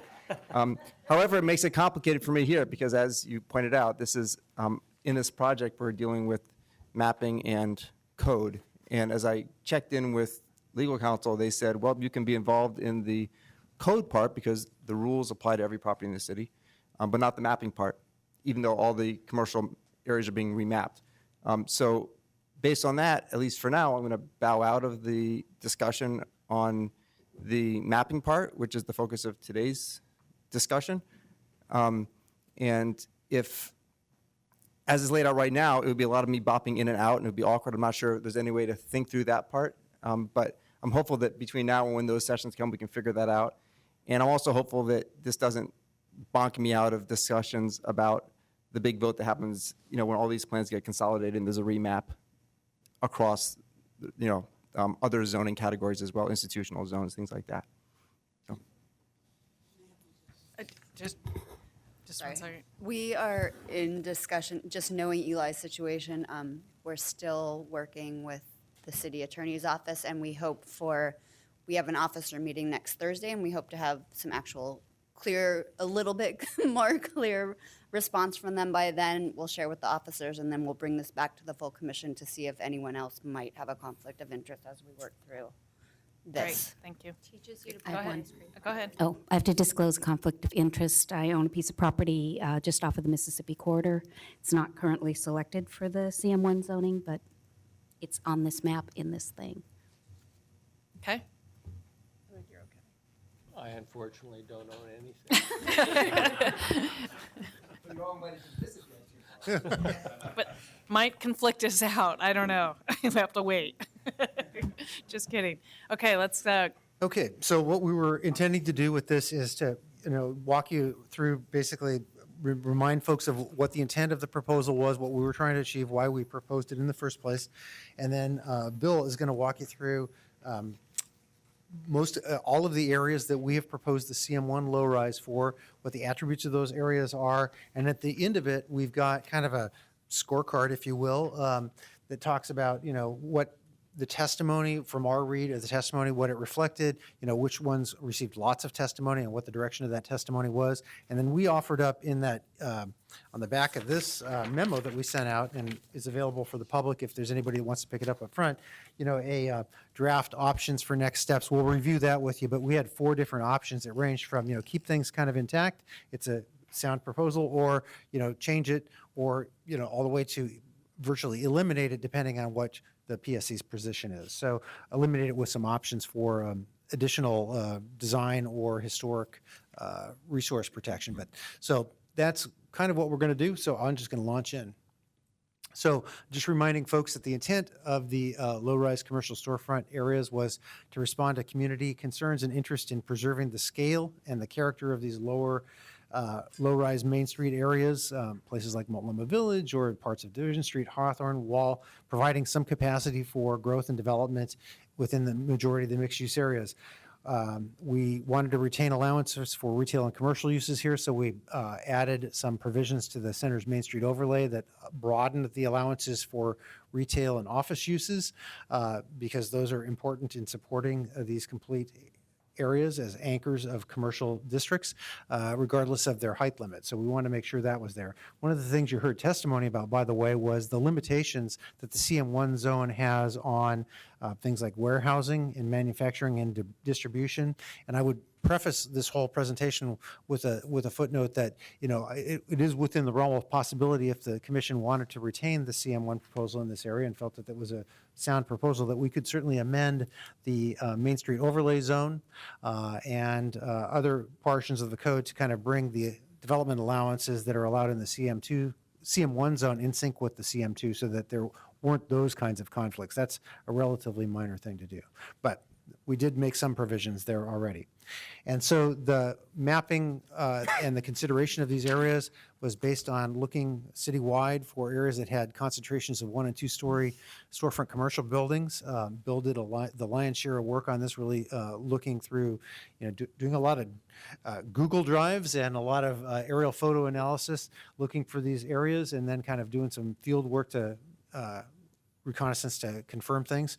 But the idea was that these were buildings that they're built shoulder to shoulder up to the street. They're kind of the traditional storefront areas, and we have at least a 2-block or a 400-foot length of them. So there's a little mini kind of a district there. And the other factor that we looked at here was that all of the areas that we were looking at needed to be located in neighborhood centers or locations outside of other centers. And the reason for that is that the town centers that are mapped throughout the city, the St. John's and Hollywood and places like Northwest, are expected to accommodate a larger share of growth than the neighborhood centers. So the neighborhood centers seemed, of all the places that we looked at, the most appropriate for a downscaling if we were going to look at that as a tool to preserve the smaller scale character of these areas. We did look at the historic resources inventory. A map is very hard to read, but you can see these dots on the map as they correspond to the commercial zones in Portland. And some of these areas have more resources than others. The inner southeast Main Streets, for instance, have quite a few historic resources in them, and the CM1 zones the CM1 zone proposals rather, capture many of those. Other areas such as Park Rose, even though those buildings are older, Park Rose wasn't part of the city when we did the historic resources inventory back in the early 80s. So you see less of that out in those kinds of areas. Hey, Barry, I'm going to interrupt you real quick, just in case you didn't know that Brandon for BDS Historic has joined us. Yes. So if anybody has kind of questions in that regard, he can kind of answer those. Great. Yeah, I knew he was going to be here. Thanks for being here. So if you have questions about it, we'll bring him up as well. This map shows in the gray and the black the map that was done for our urban design report, right? Urban Form Background Report from the Portland Plan. It was from about 2010. The little bars were showing areas in the city where you had buildings built up close to the street. So it was a good way of identifying some of the older Main Street areas, although that mapping wasn't differentiating between low scale or higher scale or old or new buildings. But the little circles are identifying our initial identification of analysis areas. And that included areas that were outside of, that were in town centers, as well as areas that were outside of centers altogether. And I just show you that in the next slide, which is where we landed on that proposal, to show you that we did narrow the field of places from about 20 or so to the 13 that we had ultimately proposed in the proposed draft. That earlier set of analysis areas included places like St. John's and Lentz, and including a little bit of Northwest, that are all intended or designated as larger town centers. So with that, I think the next slide just launches us right into this, and I think I'm going to hand it over to Bill to do that. Oh, well, a couple more.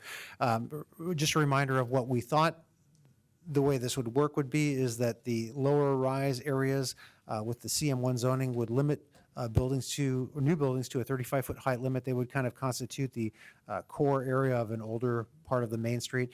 But the areas around that would retain the CM2, or in some cases larger zoning, and would be allowed larger height limits, 45 to 55 feet, depending on if they're eligible for bonuses. So it formed kind of the hole in the donut, or the center of the older part of the neighborhood as it developed. So that's the thinking behind it. And with that, I'm going to turn it over to Bill. Sorry about the resolution that you have on the screen. We're basically walking you through the little summary analysis we had. And it's hard to make out here, but in each of these zoning maps, it shows the building footprint, so you can kind of make out where you do have those shoulder-to-shoulder older buildings. There's a year built on each of those building footprints. And what's, I guess, showing up as a very dark pink is the CM1 proposed area. And typically the darker red is very often a CS zoning, which is the case here. This first example is analysis area is Alberta, and it's showing a stretch going from about 17th to 19th. Community Cycling Center is at 17th, Alberta Rose Theater, anchoring things at the eastern end. And what's pretty typical about this in many of our areas is you can see that outside the blue analysis area, the pink area, the shoulder-to-shoulder buildings are less continuous. You have more house-type structures or more gaps in the urban fabric. So this stretch from about 17th to 19th we identified as being somewhat more continuous. I'm just going to rattle off the percentage of the frontage on these blocks which met the criterion of older storefront era commercial buildings. It was about 79% in this stretch of Alberta. And really, I should mention that we did get testimony from a couple property owners concerned about this proposal. They raised the issue of the fact that all of Alberta had the CS zone, and they felt it was capricious or really singling out one small area of Alberta from the existing CS type entitlement going to CM1. In at least our analysis, it was meeting that criterion, though, of the more contiguous older storefront buildings. So while Alberta had other areas that had similar characteristics, they might have only had it for one block, or there were, the area was more broken up. This was more contiguous and more intact. So One thing we haven't done is pose the original question, just because all these people have, other jobs that they're doing all the time. And back to this focus point of what are we trying to do here by potentially making it CM1 and talking about historic preservation and that side of it. And that there's just really two different philosophies here that many of these people have in different, ways of looking at it. Sure. Again, just to revisit, I mean, we heard lots of testimony from the community about the scale of development generally. And then as we moved through the comprehensive plan process, we heard increasingly vocal testimony at City Council about concerns about change in the core areas of these districts. We heard a lot of that from places like Multnomah Village. We heard some of it from the Sunnyside area and Division, but other areas as well. So we were looking for an approach to address the scale issues as well as some of the other concerns about rapid change in areas that the community valued. We did explore the possibility of historic preservation tools to be applied in these areas, and Brandon probably could speak to that much more eloquently than I can, but there are limitations to doing that, particularly in the time frame that we had with this proposal. And there are limitations with regard to the need to have property owner consent to really establish a historic district or a conservation district. We have not done much of that in Portland in many years. Right. We should be clear that this is not the same as an historic preservation tool. There won't be any historic design review. There won't be any demolition review.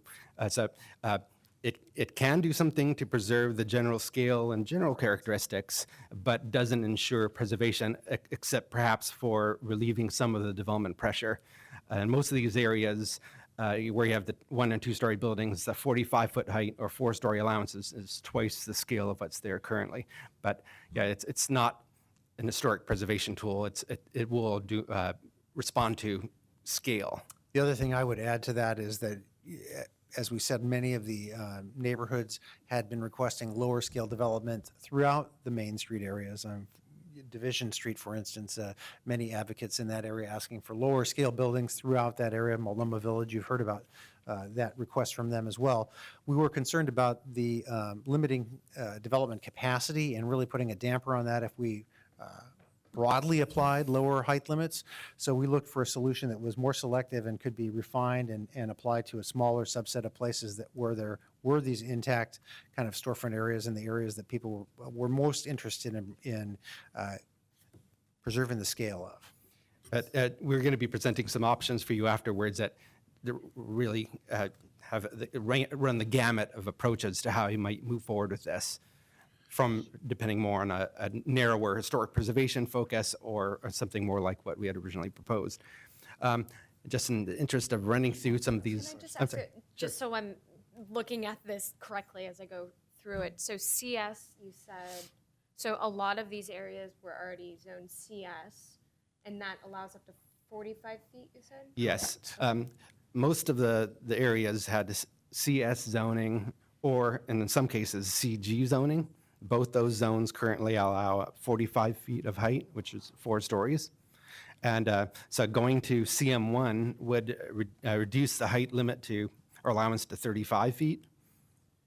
All of these areas were in our discussion draft, with the exception of Woodstock, which had some CN2 zoning applied to it, translated to the new CM2 zone in the conversion table. So if you recall, when we applied zoning, the way we did it was we looked at what the current zoning is and what the comprehensive plan designation was and whether it was in a center or not, and we applied the new zone based on some pretty straightforward conversion table factors. And for most of these centers, if you had CS, you became CM2.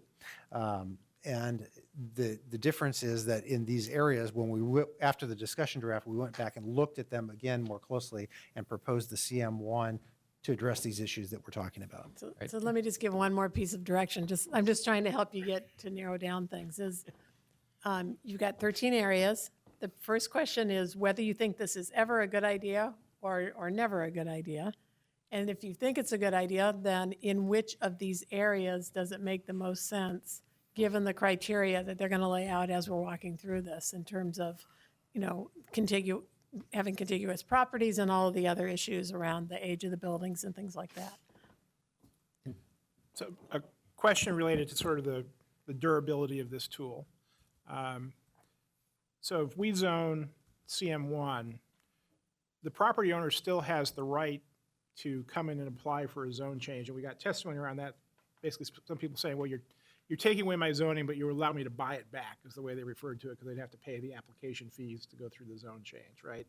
So is there anything that prevents a property owner in the middle of one of these districts from coming in and saying, no, I want CM2, and going through the process? And I believe they would be able to do that. I think they would be able to ask quasi-judicially to get that zone changed. Although it should be noted, the description of the CM1 zone, it generally says that's appropriate like at the edges of centers or in corridors outside of centers, but it also mentions in the core area of centers that have an established low-rise scale. So it'd be a discretionary decision. So it may prove convincing, a zone change in one of these areas or not. So the staff or hearings officer making that discretionary decision would look at the character of the surrounding buildings, but not at the low-rise designation, because that has no persistent embodiment in code, right? It does in that we have a document that would be documenting why we applied those areas, but it probably, in a quasi-judicial setting, we'd have to look at that more closely. They would need to respond to the intent of the zone that they're requesting. And near the beginning of Chapter 130 is where they state for each one, CM1, this is where it's appropriate, CM2, that this is where it's appropriate. The characteristics of the zone statements lead that off. So your question about durability is, it's a question, yes. Right. That's just a quick question about the map you were showing on Alberta. So in the dark blue, that's where you're proposing the CM1? Is that what you're showing me? That 2.5? I wish I had a pointer. We don't have a pointer with us, do we? I can do it with a mouse. It's maybe. just the pink that's being proposed? It's just the pink area, yeah. The blue is multifamily zoning to the right. And I'm talking about what's Yep, what's that's that? right. That's what I was asking, okay. Yes. So is that typical, it's 2-3 blocks in each of these 13 areas? Correct, Okay. yes. Right, One and one last question. Sure. When you look at the commercial areas that have developed very quickly in recent years, Williams, Division, were there a lot of old 2-story buildings torn down to go 4 stories? no, Not to date. no. In Division, for example, the core old part of Division, where it is more contiguous, from about 35th to 37th or so, there's been no redevelopment of those older storefront buildings. It's mostly happened elsewhere where there are more gaps in the urban fabric. Perhaps there's a derelict building. So if you have a nice, viable 2-story commercial building, is there a reasonable likelihood, let's take Alberta, continues to explode, and on some gap properties, you start seeing 4-story mixed-use buildings? Do we envision a scenario where the market is so hot, they're going to go in and take one of these nice old 2-story retail buildings? And I think the buildable lands inventory wasn't assuming a whole lot of turnover, but it will likely happen some. And there's a proposal in Southeast Belmont, for example, at 34th, for taking down a pretty small lot, 2-story building, and replacing it with a 3-story building. What's that And building that's a look- very contiguous block. I guess I'm just trying to gauge. I understand the concern that this could happen, that some commercial district, you're going to see massive demolition of nice old 2-story retail buildings.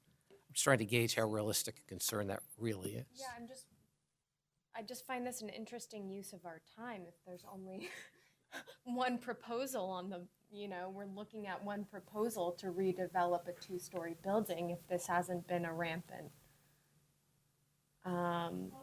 This is a 25-year, this is a long-term, long-range plan.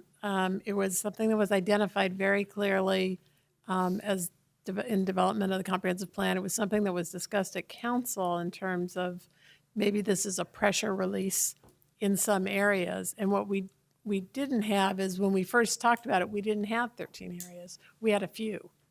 And it was sort of like, I hate to say this, the R5, R7 discussion. We didn't want to just look at it for 4 places who had come forward and asked for it. We said, well, let's go use the same criteria and find all the places in the city that have that same kind of criteria and decide if it makes sense, and it probably makes sense for most of these, or it doesn't make sense. And that's really the recommendation between you. So what I think would be the best use of our time to move through this would be to let these guys describe the 13 places. You can ask specific questions, because if you are actually in favor of doing this, you might want to pull one in or pull one out because of what you hear. And then you can make a case around the table around whether we should be doing this or not. And then I guess I have a question for Eric sometime about what council actually just agreed to as part of the policies in the past 3 weeks, because this did come up there and they did make some policy statements. Yeah, there was, in the last round of council amendments in the comp plan, there was a policy amendment made in Chapter 4 that doesn't directly say how you have to decide this in any way, but it does say that we would be willing to use base zones as a way to protect character, scale-based character, and it was aimed at, in response to testimony from folks concerned about this issue, that at least from the council's perspective, they thought that it was a good use of the base zone to use the base zoning to sculpt where we think it's okay to see a big increase in scale and where we don't think it's okay. So they set a policy stage that says you can consider this, but they didn't dictate how you do it, really. Move on. Just correct me if I'm wrong, and I want kind of the group to hear this. All of these are either CS today or CG today, correct? And if not, maybe you'll point out which ones aren't. With the exception of a small area in Woodstock, yes. Okay. And both of those are 3-to-1 FAR zones. Correct. Okay. And then, so today, in both the CS and the CG, you can do 45 feet of height. Correct. And what we're proposing, if CM1 takes the FAR down to 1.5. In this particular case, it moves it up to 2.0. That's through the plan district, or through the overlay zone. So it would be 35-foot height limit and 2-to-1 FAR in this particular And areas. if it goes or to CM2, you're at 45 feet and 2.5-to-1 as a base, bonusable up to 4. okay. Thank you. Okay, I'm gonna. And did that make sense? I mean, everyone followed the FAR discussion, right? I assume. Okay. Thanks. One thing we should be clear about too is that this approach would not preserve existing scale everywhere. And a lot of work we've done, most of the corridors outside Central City are fairly low scale, full of 1- and 2-story buildings, but they often have a mix of parking lots, old houses, buildings in the 60s, 70s, and 80s. But there's a more finite number of places where you have the shoulder-to-shoulder older storefront buildings. Next place, just moving around clockwise to the city, is Roseway and Sandy. And this is designated in the comp plan as a civic corridor. It's a pretty wide street, 4 lanes. And there are a couple areas in the analysis area that aren't quite touching here. One is the western segment going from about 67th to 70th, and it's across the street from a Safeway. So it's a single-sided area. You could see that the small lots and contiguous buildings over there on the left side of the diagram. And then moving over towards the right, there's another area over near 72nd. You could also see it in, the image on the right where you have an old pharmacy building, and you could just barely see the Roseway Theater. But some characteristics of this area that are somewhat different from Alberta is, again, it's on a very wide civic corridor. It's more of a single-loaded district. It's not both sides of the street. We're showing that about 77% of areas within the blue-lined analysis area were the older storefront buildings. But if you did take a look at both sides of the corridor, it'd be a little bit less than 50% of the street frontage would really be the older storefront buildings. Something staff has been considering, and there are comprehensive plan policies in the batch of policies that talk about relating buildings to the scale of the street they're on, so typically bigger buildings and the bigger streets. So that's something we might want to consider for a big civic corridor like Sandy. Moving on further down Sandy, we have Park Rose, and this starts at about 105th, extending out to 108th. And it's another single-loaded area. I think when they built the freeway, they demolished the northern half of the old Main Street. On the south side, it's pretty continuous. It's 88% of the frontage are the old streetcar era storefront buildings. If you're to look at both sides, it's about 50%. We removed the far eastern block from the analysis because the buildings are somewhat older.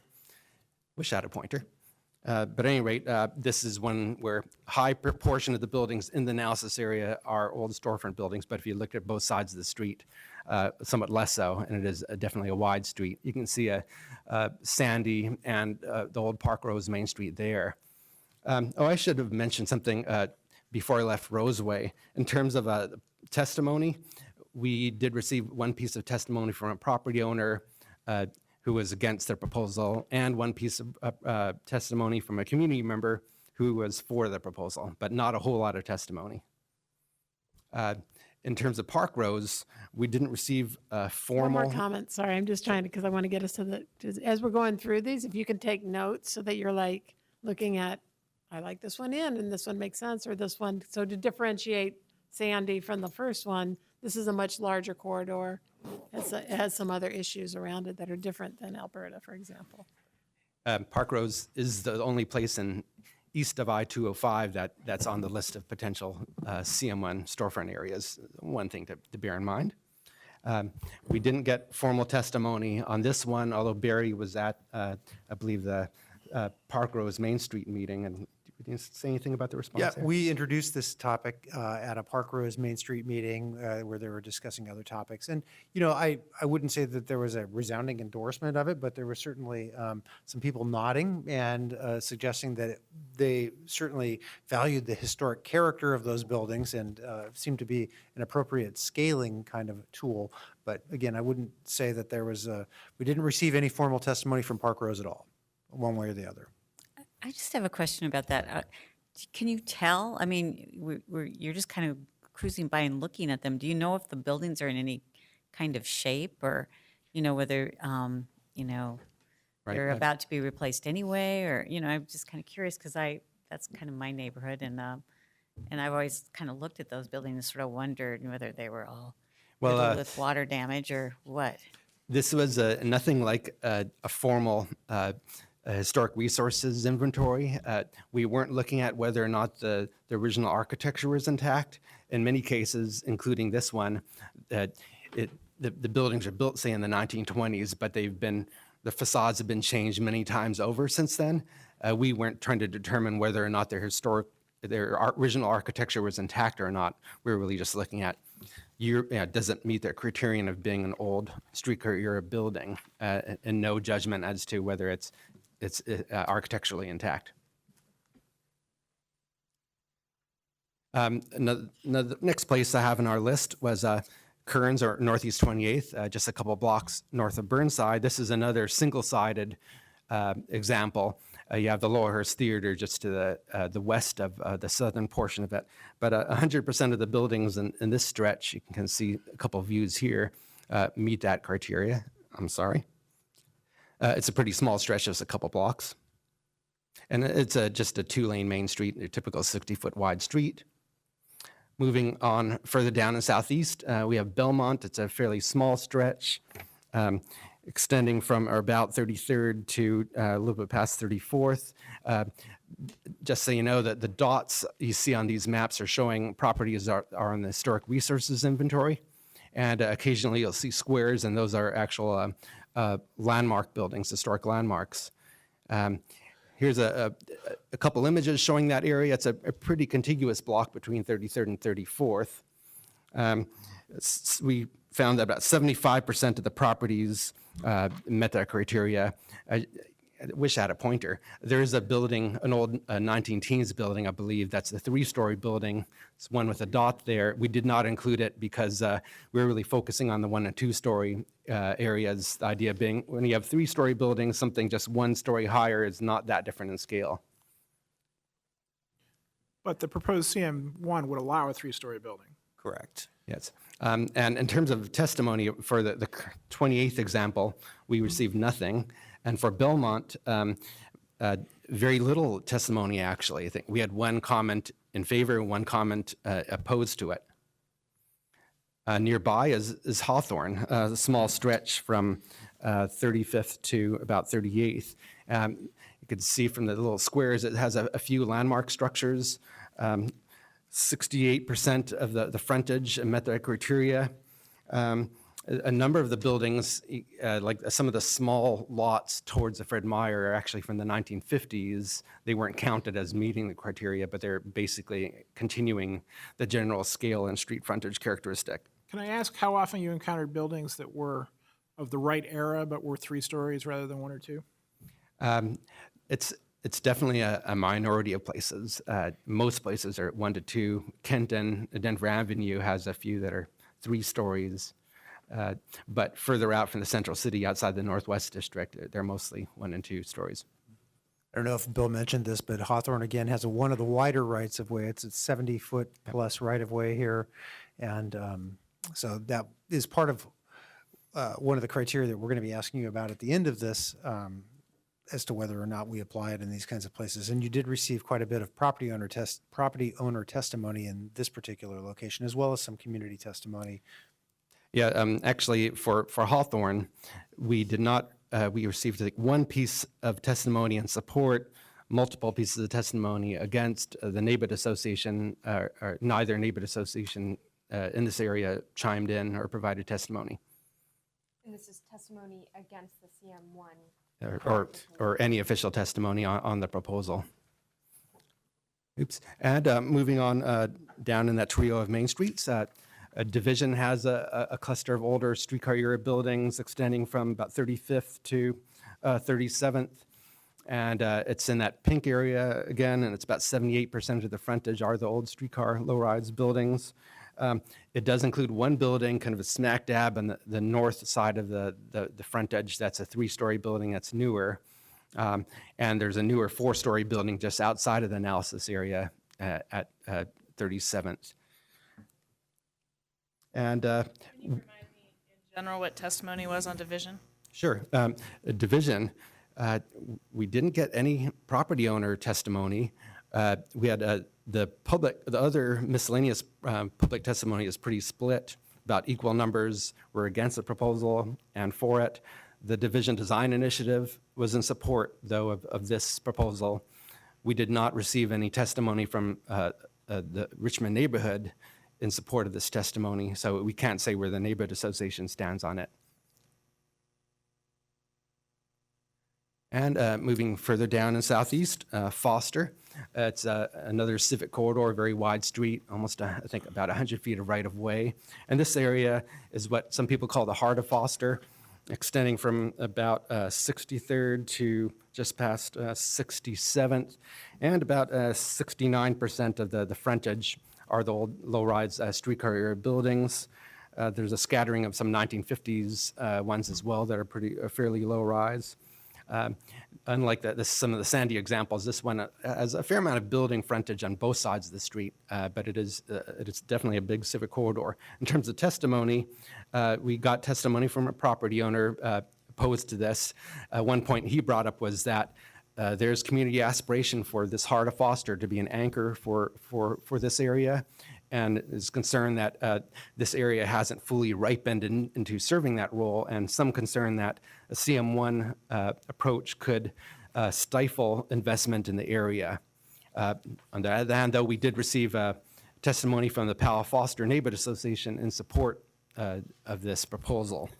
Real quick question. How close is this to the TIF district? I think the TIF district covers this because it goes all the way out to Foster, Okay, yeah. Okay, thanks. And it's, so sorry about the quality of the images here, but there's a park there. There's a nice clustering of buildings around it. And I'm going to move on to Woodstock. Quick question. All Sure. the gray is just, say, parking lot it's not really covered by a building? The gray is showing the building footprint in Yep. these particular slides. Yeah, whenever which you are see that highlighted gray out. area, that's actually building footprint. So there's a fair amount of building footprint there on Foster. It's a lot more scattered elsewhere in Foster. Moving on to Woodstock, where we certainly did receive a lot of testimony. It's a fairly small stretch, only 3 blocks, and we try to focus only on those block frontages that had the older streetcar buildings. We excluded a shopping center that had front parking, and then a 1970s bank there on the right side. So if you looked only at the analysis area, about 69% of the frontage was streetcar era. But if you looked at both sides, it's somewhat less than 50%.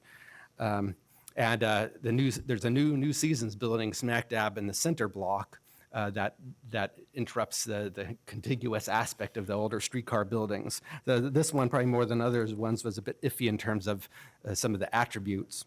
And for testimony, this is the one we received the most testimony.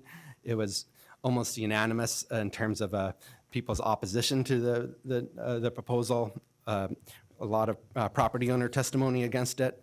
Both the neighborhood association and the business association were against this proposal, and multiple individual pieces of testimony against the CM1 proposal. I think we maybe received one in support of it. How wide is the right of way here? It's a wide street. 80 more feet, yeah.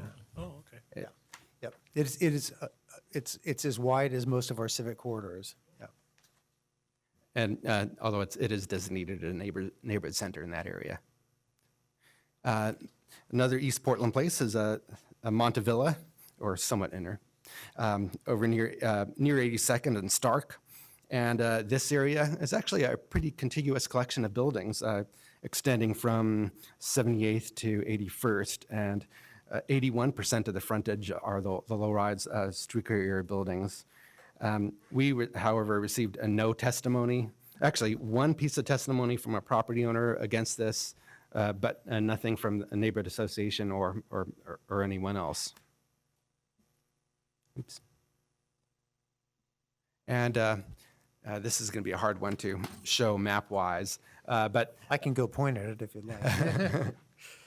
this is in blue is 13th Avenue. The east-west, lots of red street is Tacoma. And we broke the analysis up into two areas. One looking at south of Nehalem, which is a couple blocks north of Tacoma, and then north of Nehalem. And north of Nehalem, it's got actually a lot of old house-type structures that have been converted to retail. So it actually had only about 33% of the frontage were old low-rise streetcar area buildings. Further south, there's a higher proportion, but only about 50%. It's got some great old buildings, a number of buildings on the historic resources inventory, especially in the southern portion, but there are greater concentrations of the old streetcar buildings on the left side of the street. So the CM1 proposal starts here, Right. all the way down here to Park, is that correct? Right, and we excluded a new recently built four-story building in the southern portion, and there's a new four-story building a little bit north of Tacoma that's in the area that's going to be 4 stories as well. In terms of testimony, well, it was pretty varied. We got a fair amount of property owner testimony against this area going to CM1, especially in the node near Tacoma.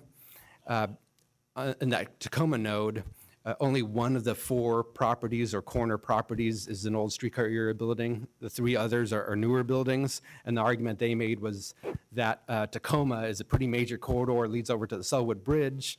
It doesn't make sense to have the smaller scale things on this major east-west corridor. So that's something you should be aware of.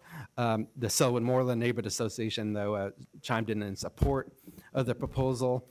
Testimony from others is pretty divided between being in support and against.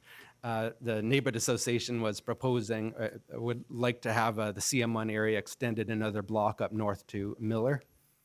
So that's something you should be aware of.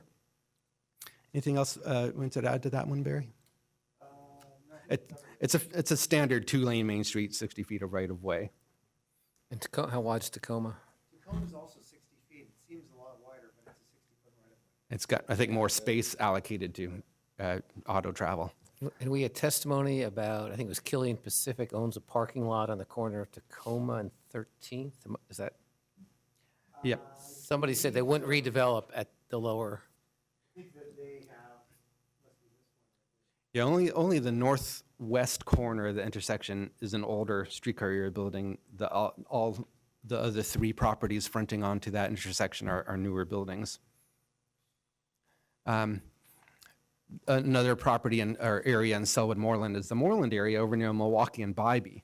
And you can see in blue the areas that are part of the analysis area. In that area, about 71% of the corridor fronting properties are the old low-rise streetcar era buildings. The area, though, does include a couple house-type structures along Bybee, a little bit to the west, and a couple newer ones. Over here, there was some property owner concern about the CM1 scale. There's one property owner owns much of the block that's to the southwest, and really wanted to retain his opportunities to develop something more substantial there. The Selwood Moreland Neighborhood Association was in support of this one, and is pretty divided in terms of other testimony and support and against. We should also mention that well, actually, one of the property owners here felt that design review would be a better approach than the downscaling to preserving some of the character of the area. What's the rationale for the CM1 outside the analysis area? We put CM1 on the rest of the block, say the northwest block fronting onto 13th and I'm sorry, Milwaukee and Bybee for more of a cohesive zoning pattern.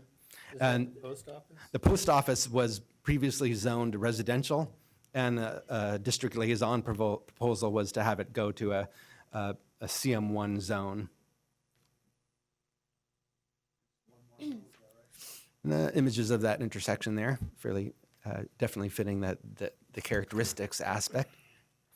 And then finally, the final one in our list of CM1 proposals is Multnomah Village. And the area that's proposed for the CM1 downscaling is in the blue outlined area in pink.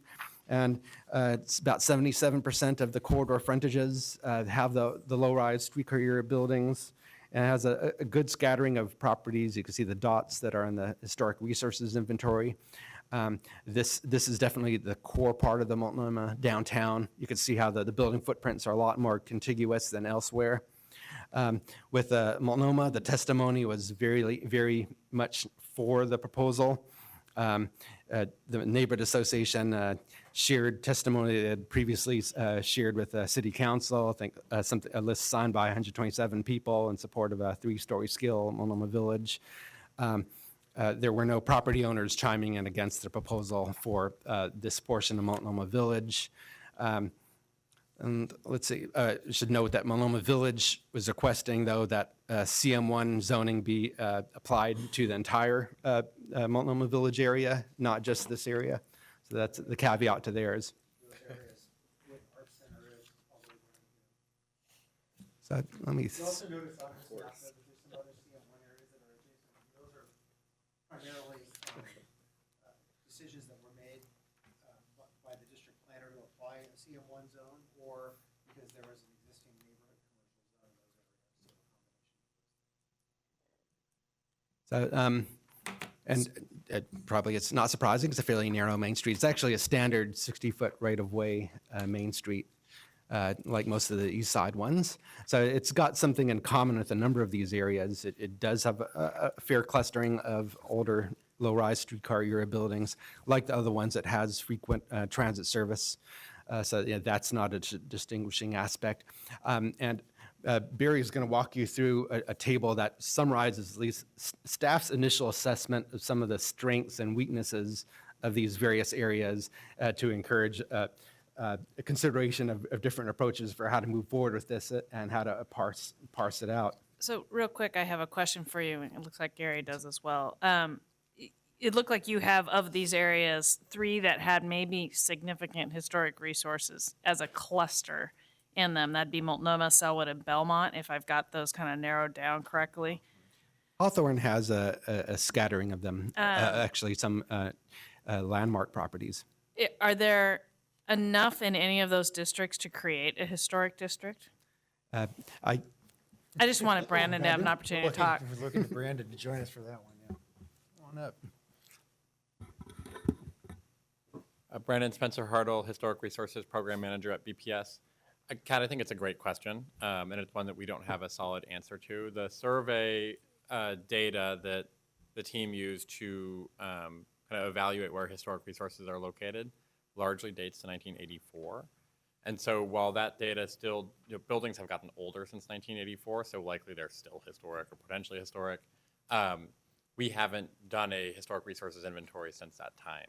So we haven't had the opportunity to identify where future historic districts may exist, though I would say where there are concentrations of either landmark properties or historic resource inventory properties that are still standing, those give us some indication of where there could be a historic district. And I did want to use the opportunity to talk, I'll very briefly mention it, we can come back and talk more about it later. if you want. But we cannot create a local historic district in any of these locations without 100% owner consent. The option we would have is to pursue a National Register historic district if we wanted to create a historic district. And that sets a pretty high bar. Yeah. So while some of these may be good candidates for local or conservation districts, which are designations that we do have, state law prohibits us from creating that designation without unanimous owner consent. For the National Register, you need 51% owner consent, but again, we set a pretty high bar for the National Register. Great, thank you for clarifying. Gary? Pick up here just in case more questions come up. Before we get to the staff proposals, there were some concerns brought up in testimony about the economic value of CS versus CM1. And I went back and read the Main Street overlay regulations and ended up more confused than I started. So 2 questions. One, are all these areas subject to the CSMO overlay? I thought they were. Yes, they would all be, all of these CM1 areas that we're talking about tonight would be subject to the Main Street Centers overlay, yes. Okay. And then I'm looking at the proposed use regulations in the CMSO section, page 223. And the minor question is, am I on the right place? But the more important question is, what do these use regulations really mean? Actually, I think the regulations to refer to, all of the properties in the Center's Main Street overlay zone would be subject to these required ground floor active use regulations that you're pointing to on page 223. I'm sorry, Barry, which properties would be subject to that? All of the ones that are subject to the Center's Main Street overlay, which are a broader group than just the CM1, would be subject to that. What I would refer the commission to is page, if you've got your report, 229. And that is section 33, 415, 410. We have development standards in the CM1 zone within the overlay. And this was our vehicle or our mechanism to add back, if you will, some of the development allowances that the CM1 zone typically doesn't have, but the CM2 zone does have. So, and also to tailor the regulations more specifically to these types of places that are these older, or some are calling vintage low-rise storefront areas. So what we did was we made allowances for retail sales and service and office uses greater than the CM1 would normally allow, because we know that some of these places already have larger scale retail, and we didn't want to constrain that to the small scale that we have in CM1 allowed in other areas. We added back maximum floor area ratios, building them up to 2-to-1 FAR, which is closer to what the CM2 would allow as a base allowance, but not quite all the way there. So giving some more back there so we didn't completely eliminate the possibility of full lot coverage 2-story buildings, which many of these places have. And then we allowed 100% lot coverage for the buildings, which in the CM1 zone you wouldn't normally be able to do. And you wouldn't require any landscaping in these areas, which the CM1 zone typically allows. So this was our vehicle to get that.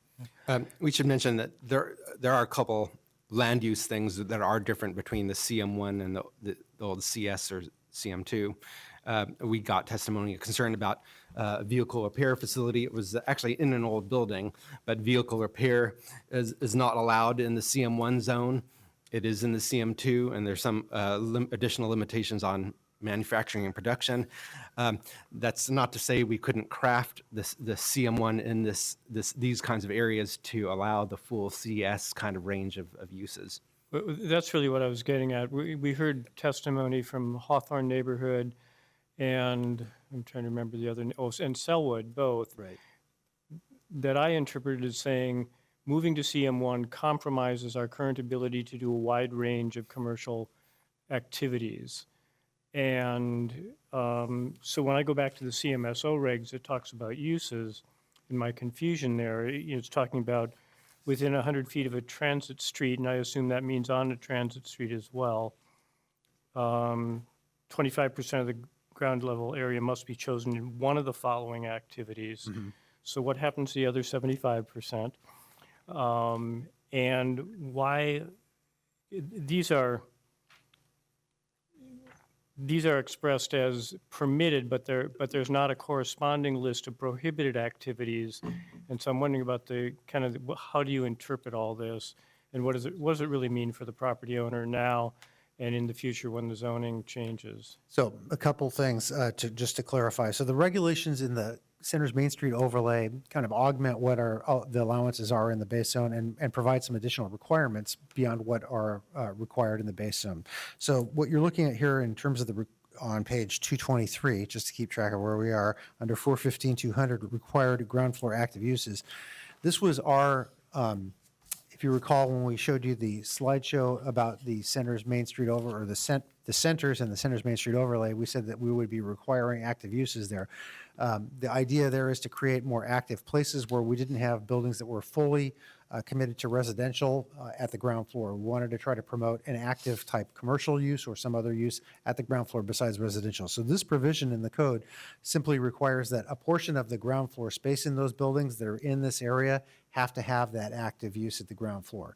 It would apply to CM1 zones. So the other 75% could be residential? Could be residential. Okay. And then I would... Or it could be other businesses? Could be, yes. Yeah, it's not limiting you to 25%. It's saying that there's a minimum of 25% that has to be an active commercial type use. Maybe the more relevant piece of this would be to look at the use table that's in the document, and that is page... What page is that, Bill? Page 77, where it compares the base zone allowed uses in the different zones. Yeah. So if everybody wants to flip to page 77, we can show you what the reason why we made the expanded allowances that we did in the Main Street overlay zone, and some areas that we could potentially tweak further if we retained the CM1 in these areas. So on page 77, you'll see CM1 and CM2 are lined up side by side, and the first thing you'll notice that under retail sales and service, under CM1 there's a limitation, and that's a limitation of I believe it's to 5,000 square feet per individual use on small lots and up to 40,000 on large lots. We knew that the areas in these Center's Main Street overlay zones where we have the CM1 low rise had retail or office uses that were larger than those minimums already. So we expanded that in the Main Street overlay, as I pointed out. Office, same situation. It's very limited in CM1 typically, but we expanded it in these areas because we knew we had some existing uses and wanted to make provisions for those moving forward.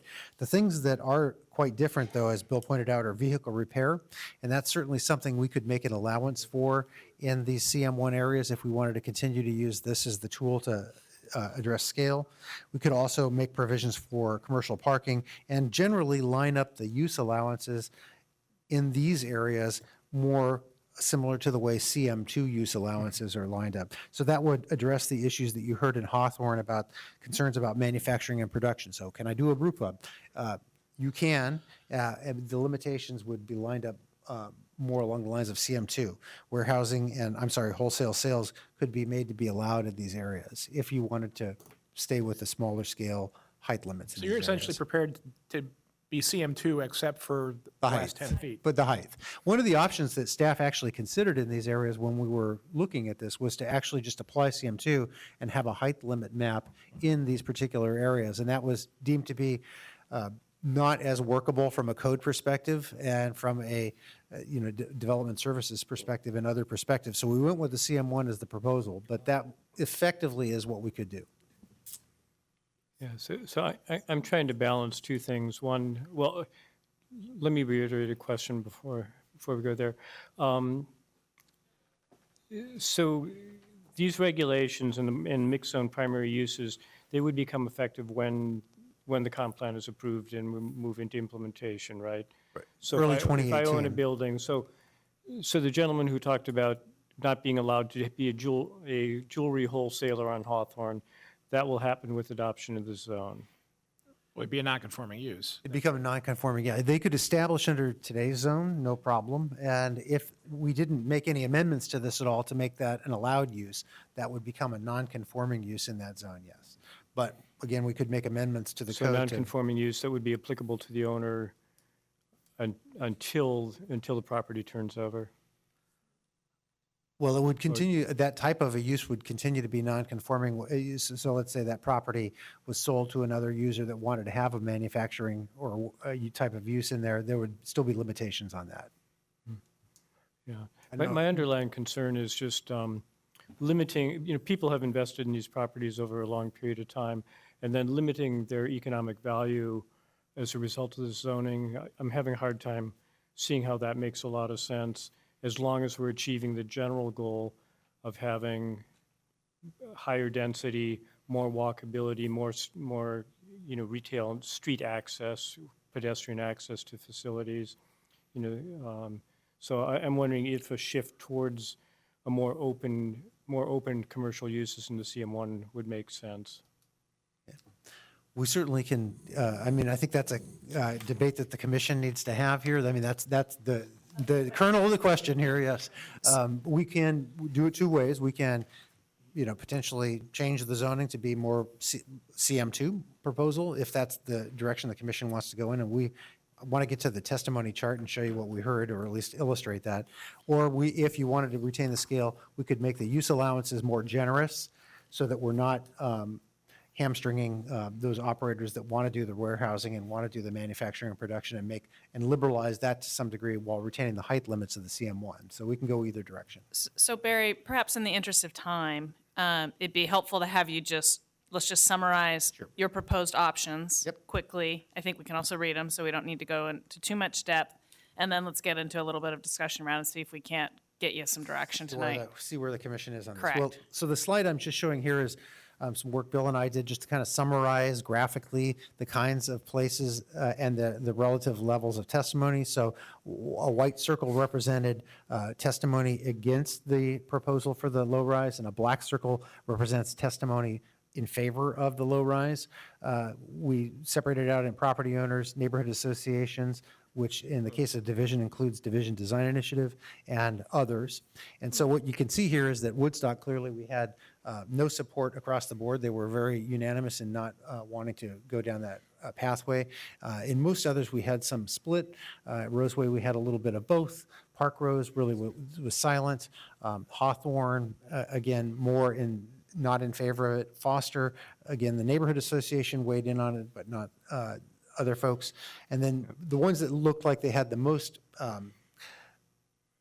difficult issue to resolve were the main streets of Division, Sellwood, Moreland, and where there was property owner testimony against the proposal, but quite a bit of community support for the proposal. And Multnomah Village is the standout on the other end of the spectrum from Woodstock, where the neighborhood really supports the proposal, and we didn't really hear much from property owners. We'd also grouped some of the wide civic corridor streets, like Sandy and Foster and Hawthorne, in maybe the weaker range of the proposals. And we gauged Roseway, for instance, Park Rose, Hawthorne, and Foster as weaker, yes, as Bill said, because of the width of the right-of-way and our other policies that call for taller buildings on larger rights-of-way.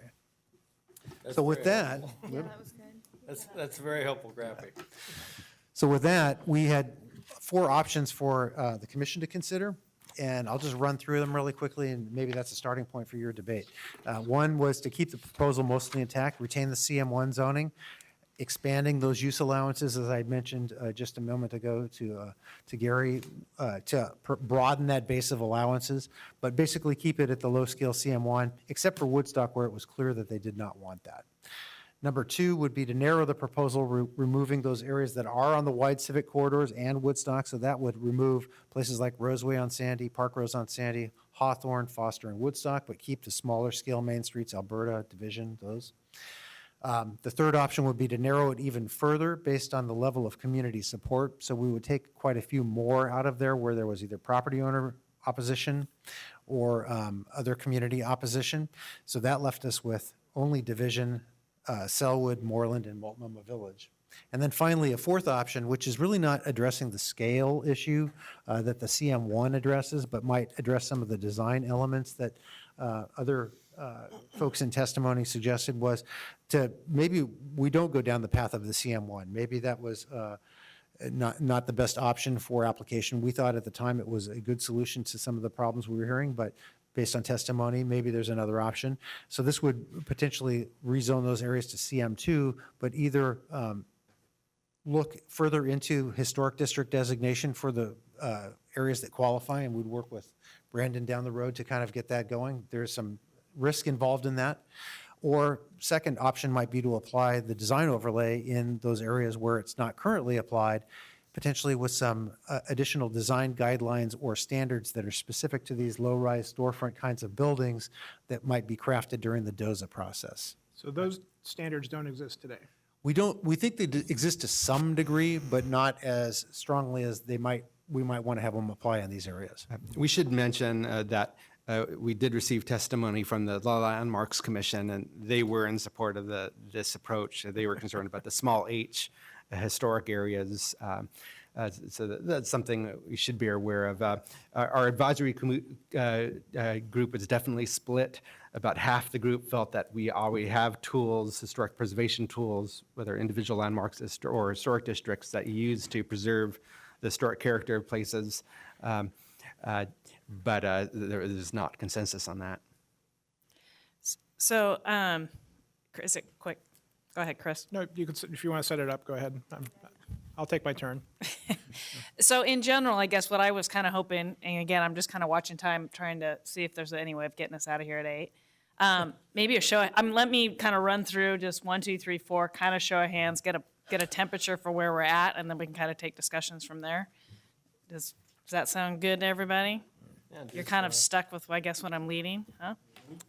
I feel much better about doing that approach than one by one. Right. Right. Okay, so, Can you put back up there the graphic? I found that. Sure. And could I ask Brandon a question Sure. before you Sure. set up your process? Go ahead. So, City Council enhanced and added to the historic preservation policies in the comp plan pretty considerably beyond what we recommended, right? Does any of that addition from City Council give guidance to this question? I think that's a really good question. The one area that may give some guidance is the newly included policy that speaks to advocacy for stronger historic resource designations at the state level. I think there's been growing concern that the state preemption on local government's abilities to designate districts or put properties as a ranked resource on an inventory limits our ability to get to Chair Schultz's question about, could we designate some of these places? So I think that may be the one area that's the most clearly related. But all of those policies do speak to either already listed historic resources or resources that may be listed in the future. And it's hard for us to say some of these areas are already listed. I just have a brief clarifying question as well. So you said there's risk for 4A. Do you mean risk in terms of you won't get 100% unanimous support? Is that the risk you're? Yeah, I was referring, and I again defer to Brandon on that, but I was referring to the fact that the notion that you might not get the historic district, you might not get the protection. Okay. It's with a high bar set of the 100% property owner consent, it might be very difficult. And then I would assume 4 would be more onerous on BPS, BDS, the whole process than, say, number 3, because you've kind of, or number 2, because you've laid Maybe I that can out. ask Joe to just come up for a second, because I'd like him to talk about the design overlay zoning project that we have, that you get to have next after you get done with this one, and how this all fits together, and the role of this commission versus landmarks and other commissions in terms of decision-making. So the whole issue that we're talking about tonight is one where you can understand the argument people are making about the value they see in these places, and the tools we have are not necessarily on target across the board. And design overlay conceivably could be, but the design overlay applied to this purpose is a long way out. And so I wouldn't sort of count on it. We're not really sure. Part of this design overlay assessment process also is just to see the practicality of expanding design review in the city with the systems that we have. So I can't even really tell you what that system might look like. So a little bit, it's theoretically, hypothetically, that could work, but I feel it's speculative at this point. And then Brandon's already talked about, the historic district, which is really the tool that should be applied here if we had different rules in Oregon. So in the current situation, neither of those are tools that I could with confidence point to being your solution here. A little bit, it's a kick the can down the road move, and one that makes me nervous, being able to represent that we get there in a timely way. That's One part of that would be that you know, 4C could be a recommendation that in your letter that you are encouraging council to move quickly and, you know, forcefully like we did, not so quickly, but on inclusionary zoning, and look to this as being an issue around historic preservation that you want to have the city have as a priority in its legislative package, you know, in the next year or two. And just, if I can add one last thing, a dilemma we're experiencing even in our landmark districts is this tension between having entitlements, height and FAR that say one thing, and a set of guidelines that suggest you could make a decision that doesn't allow that. So, and in a historic district, it looks like the Landmarks Commission can look at what the entitlements are and judge that it's not appropriate, and so you think you have height and FAR, but you can't use it because the guidelines are being applied differently.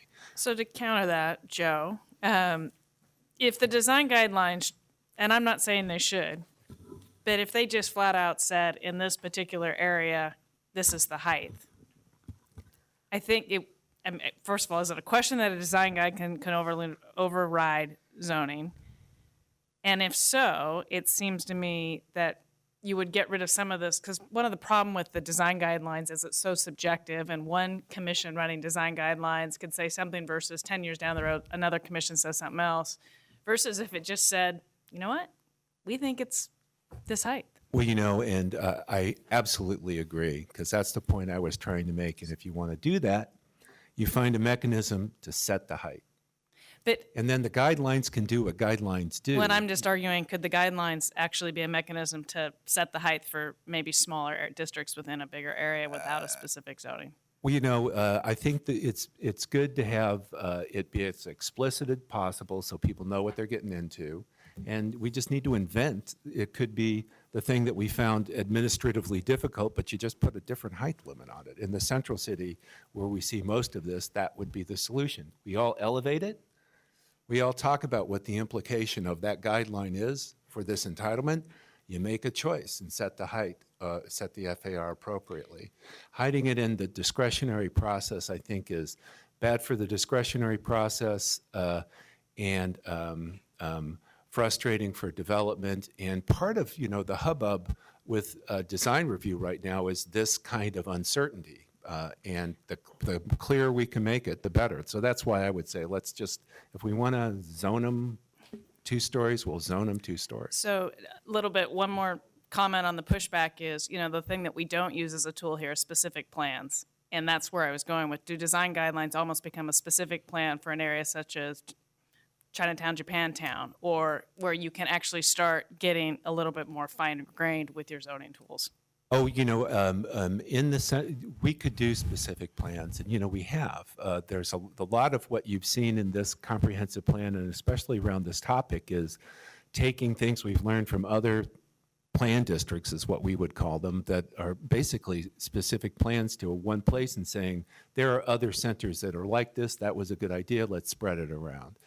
So that tool of a plan district here is pretty much like a specific plan. We don't use mapped heights outside the central city, if that's correct. We could move in that direction, but specific plans are really the way to do this. And if we were developing a design overlay as the approach to this for these areas, we could really just be developing specific plans. We try not to do that, but if that's the tool and this is the need, one could do it. And the other, just representing, just trying to be straight up about representing what the implications are. When would we get to that? Part of what it is the application of a specific plan or that kind of tool. We all could use some guidance on where the most important places are to start, because it will, you know, be rolled out over time. And so we're suggesting this is what we'll be doing.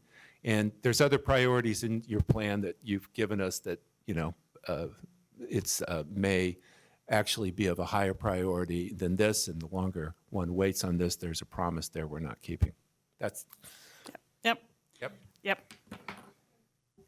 So just for clarification, we had talked previously about being able to transfer your FAR from a historic building to a adjoining building. So if you limited the height, would that effectively eliminate that opportunity to help support and keep the old guys better?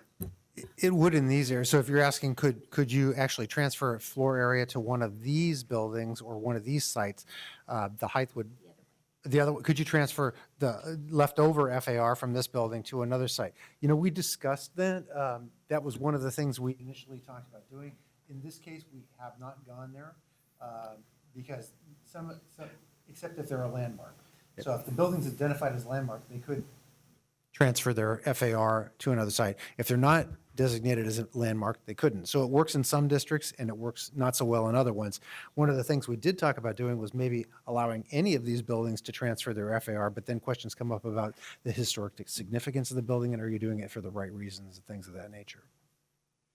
Okay, so I'm going to go around the horn, and then we're going to have to take a pulse, depending on how far we're off. One quick question. What does subject to discussion mean? And number 3. That's what you're having, yeah. I think part of the thinking was for even Division, Selwood, and Moreland, there wasn't unanimous support for the proposal, so it's probably open to discussion as to the level of community support. All right. Yep. And again, you had lots of, in Division, I'm sorry, in Selwood and Moreland, you had, you know, some community support, particularly neighborhood support, but you also had real strong property owner pushback on those, so. Okay, I'm going to try one more time to go around the horn and kind of just get a pulse on where we're at, and then we'll have to determine whether we're going to be wrapped up here soon or decide to stay later or pass this on to another night. So item number 1, keep the proposal mostly intact. Show of hands. Item number 2, narrow the proposal, removing areas located along wide civic corridors. And I'm not going to read it all because I think you can take care of that, okay? Number 3, narrow the proposal based on the level of community support and other factors.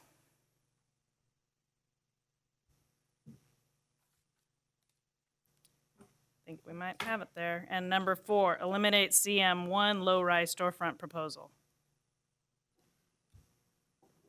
Okay. Seem to have a majority for number 3. Can I amend that idea?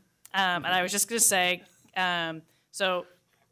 is everybody, since we're pretty much on the same page, are we all in for staying a little bit later to discuss this out and make sure that this is worded the way we want it worded? Am I getting, yeah? Okay. So go ahead, Chris. So my rationale on this is that, if I just look at the comp plan policies, there's no basis to support this, and we wind up at number 4. But practically, this is political, right? This is about avoiding blowback to the comp plan.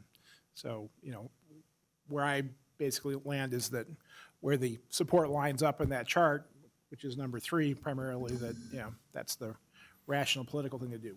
The amendment I would make is to say that we should also follow the design overlay path and have design standards that would apply to all these areas. So we get a preservation tool in place that helps preserve the character even if we're not limiting the height. So I'd do 3 plus the design tools would be my preference. Why don't you go Maggie and then Mike, and we'll kind of come around. Wouldn't that make it even more difficult for those property owners that are already in opposition to down zoning to then tack on additional design overlay? Wouldn't it be kind of a double burden for those that want to keep their CS or CG? Well, so under what I'm suggesting, you could still do your 4 stories, but your facade is probably going to have to follow some standards that would make it look compatible with the stuff around it. And I think Bill was going to jump in, and I'll jump in, which is just, just remind folks where we already have the existing design overlay zone. Is that what you were going to add there? Yeah. So Multnomah already has the design overlay zone, and Division is proposed. So I think we're just talking about those bottom 4 in this proposal. Division has that proposed as part of the package. The one that doesn't have that currently in the low-rise areas would be Sellwood and Moreland. So Right, but you were suggesting potentially a specific set of design standards for your all street- of these streetcar areas. area. Yeah. That's Correct. really what I was. Yeah. Okay. So going some of towards. them would have additional, yes. Mike? Well, I have a slightly different way of phrasing Chris's observation. That was, we heard a lot of testimony, and I think, based on the testimony that I heard, that's my rationale for going with 3, while wanting to maintain as much development potential elsewhere as we can. So I base mine on what we heard from folks. Are there any other kind of general comments? Andre? Well, first, we don't need the development potential, if you remember, from our previous comp plan work. So development's not an issue here. What we're looking at is policy, and there is policy around some of these streets that have streetcar or high-capacity rail. And from my viewpoint, that's one of our policies, and 3 doesn't seem to align with that. We're also looking at areas where there's TIF districts, so now we have a conflict in the TIF district with a proposal to keep it, and we have a TIF district which is trying to grow a neighborhood, and we've got a conflict there.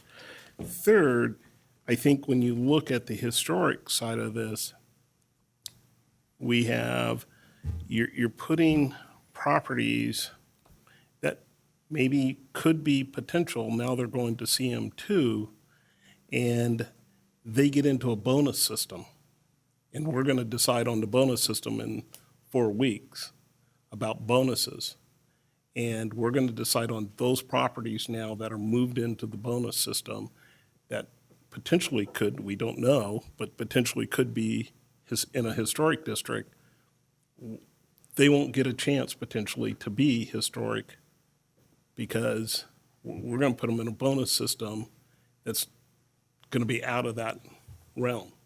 And so we're kind of, and the last thing that is, the last people in to talk to us were these people around this mixed-use zone. But 2 years before, we heard from people that wanted to keep areas low and drop the zones. And I'm concerned about that we're saying last person comes in gets their decision. And I want to keep in mind, we have to remember the people that came in times before and talked and didn't make it in 2 weeks ago. And so I'm in agreement on some of the areas that are moving. I just am concerned that some of the other areas don't line up with our streetcar policies and our high-capacity light rail and some of those policies that we now, and so it is more, if you come in and talk loud and fast, you can get your policy changed, but we have other policies that I think we should think about. Andre, But I'm okay with. Can I ask you a question just to clarify your point on alignment with streetcar? How does keeping something at a lower zone, CM1, align more with the streetcar policy? I'm not following that. It doesn't. And so we have some areas that are going to be lower in streetcar areas. And that my look was to move those areas up. Yeah. To have them higher in the CM2 because that's streetcar. We're looking for housing. We're looking for affordable housing. We're looking for development, TOD, all of those policies that line up under our transportation policies in the comp plan then would more align with CM2 or CM3. But, okay, so maybe I'm confused. Is not item 3 maybe moving more of the neighborhoods back into CM2 than CM1? Yeah, and when you look at those areas, the very wide streets, when you say Park Rose, Sandy, Hawthorne, Foster, Foster, we're talking about Division Foster, BRT. Park Rose is on Sandy, they've got a streetcar line. Those areas, Alberta, Hawthorne, Belmont, all have streetcar potential. And they're going back to CM2, so that's why I'm totally They confused, are, Andre. They are, but we're not consistent in that message. And that's the problem. Aren't we? Saying Because CS or CG, it's not CM2. No. CS and CG still? No, they would still move to CM2, the new CM2. zone, but the You four-story suggesting they scale. should go to a different zone, Andre? No, they're so So should we move back to the proposal? Well, that I'd we like were to follow talking up on the about? streetcar point. So I'm in agreement with Andre that, when we get around to designating a corridor for streetcar, we're going to want to see a lot of CM3 on that corridor. That's the purpose of asking Barry for the memo that he's going to give us eventually. Oh, that's not really around decision-making for this as much as setting up future decisions. But in 3, I mean, we only have 4 areas left. And I don't think any of those 4 areas have streetcar in the streetcar system concept plan. Selwood. That's my understanding, that they don't. Selwood does not. Does it? Tacoma would, but not 13th. Right. So I mean, you want to make an argument to take the Tacoma node out, sure. I could support that. Yes. Right. Yeah. Tacoma out. I'm just trying to align our decisions more with policy around some of these policies, because the part of the future is we want to be, when we get to the streetcar, we want to get full capacity on the streetcar. Right, and I think primarily number 2 does that, taking the civic corridors out, because that's where the streetcars are. And number 3 just goes even a little further beyond that and takes a couple more out based on neighborhood input. So I think it's aligned with the streetcar policy. And if Tacoma were an issue, we could look at that a little bit more closely and bring you a revised one that maybe took some of that note away. I mean, I'm good with the decision. I mean, I'm not.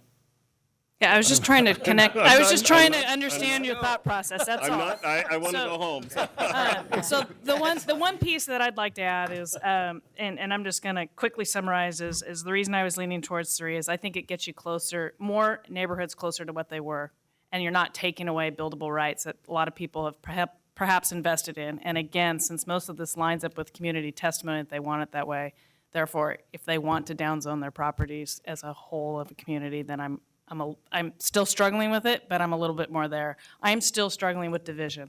I'm not seeing from your chart a clear discussion that that's what that community wanted.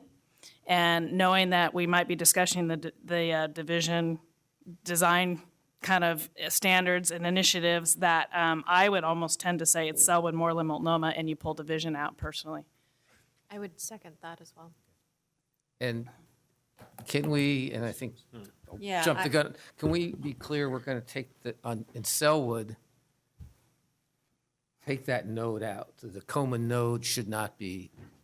I would CM1. support that as well. Yeah, that's what I was The thinking, intersection yeah. with The Tacoma. intersection, well, you guys figure exactly how big that goes, but maybe it goes an extra storefront or 2. I don't know, but Maybe we'd have to look at that block face, and we can bring that back to you and just kind of look specifically certainly there. at least Where that do we draw the corner that you line? described. Is there any more discussion? If not, does anybody, go ahead, Mike. Yeah, there's a discussion. You say take division out. I don't agree with that. Well, that's what I say. So do we want to kind of make a motion or try to get a hand? Do you want me to hand raise? Why don't we do that? How many people want to take division out? Is that a sure? Hold it. I have 1, 2, 3, 4, 5, 6. But question, taking it out doesn't preclude considering a special treatment for division after we do that workshop with. I agree. Is that true?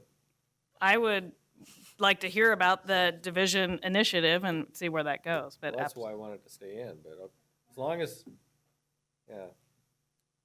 that's. I think in you got it play. really, I think you've gotten from 13 down to 4, and it may be 3, but it may be 4. And I think that's good enough for now, and you can have these other discussions and get to the next We spot. could address division. And we can also look at how to word anything around design overlay that might be appropriate in your recommendation as an addition to this. But we can do that when we come back. But we are in concurrence that Tacoma comes out. I don't know. Does people want to, let's just do a I hand saw raise. strong support. Who, hands up for pulling the intersection with 13th and Tacoma out at this point? Seems to be strong support there. Good. So I guess what I'm hearing, can I rephrase Please. it for you? So Yeah. I'm hearing you like number 3, which is going to narrow the proposal based on the level of community support and some other factors. We're going to remove a number of them. We're going to keep Division, Sellwood, Moreland, and Multnomah Vision. And the caveat on Sellwood is we're going to remove part of the Tacoma node from that because that's a larger street. All of the Tacoma node? Well, I think that more people took Division out, but Susan is encouraging us to think broader with the DDI discussion, so, and I'm fine with that if people want to continue. Maybe with a division to be revisited when we talk about the design initiatives Sure. work? Okay. And then to come back with some kind of a design proposal for the areas to address the issues, whether that means a design overlay or something else, we'll come back to you with some proposal on that. Is that? Are we sounding doing, correct? very quick, are we doing design overlays as part of MUZ, or is that a separate? We're proposing to expand the design overlay zone, the application of the design overlay zone as part of MUZ for some specific areas. So we've already proposed it for the inner ring neighborhoods, the corridors on Burnside, Belmont, Hawthorne, and Division, and some areas where we have more intense zoning or more intense comp plan designations proposed. You heard testimony from Sellwood about expanding the design overlay zone into that area. We're going to take that up in July, but this would tell me that we might consider putting it in some really strategic areas that correspond to these nodes. I don't want to muddy the water. I'm not yet comfortable with expanding design overlays, so we'll deal with that when time comes. We don't have to address that tonight in order to approve, So let's in order to not- agree on a recommendation. Okay, so you have clear direction, Barry? I believe so, yeah. Okay. Good work. It's And Yeah, that's so great. so with that, I'm going to end the meeting. Thank you, everybody. We're adjourned. All right, thank you.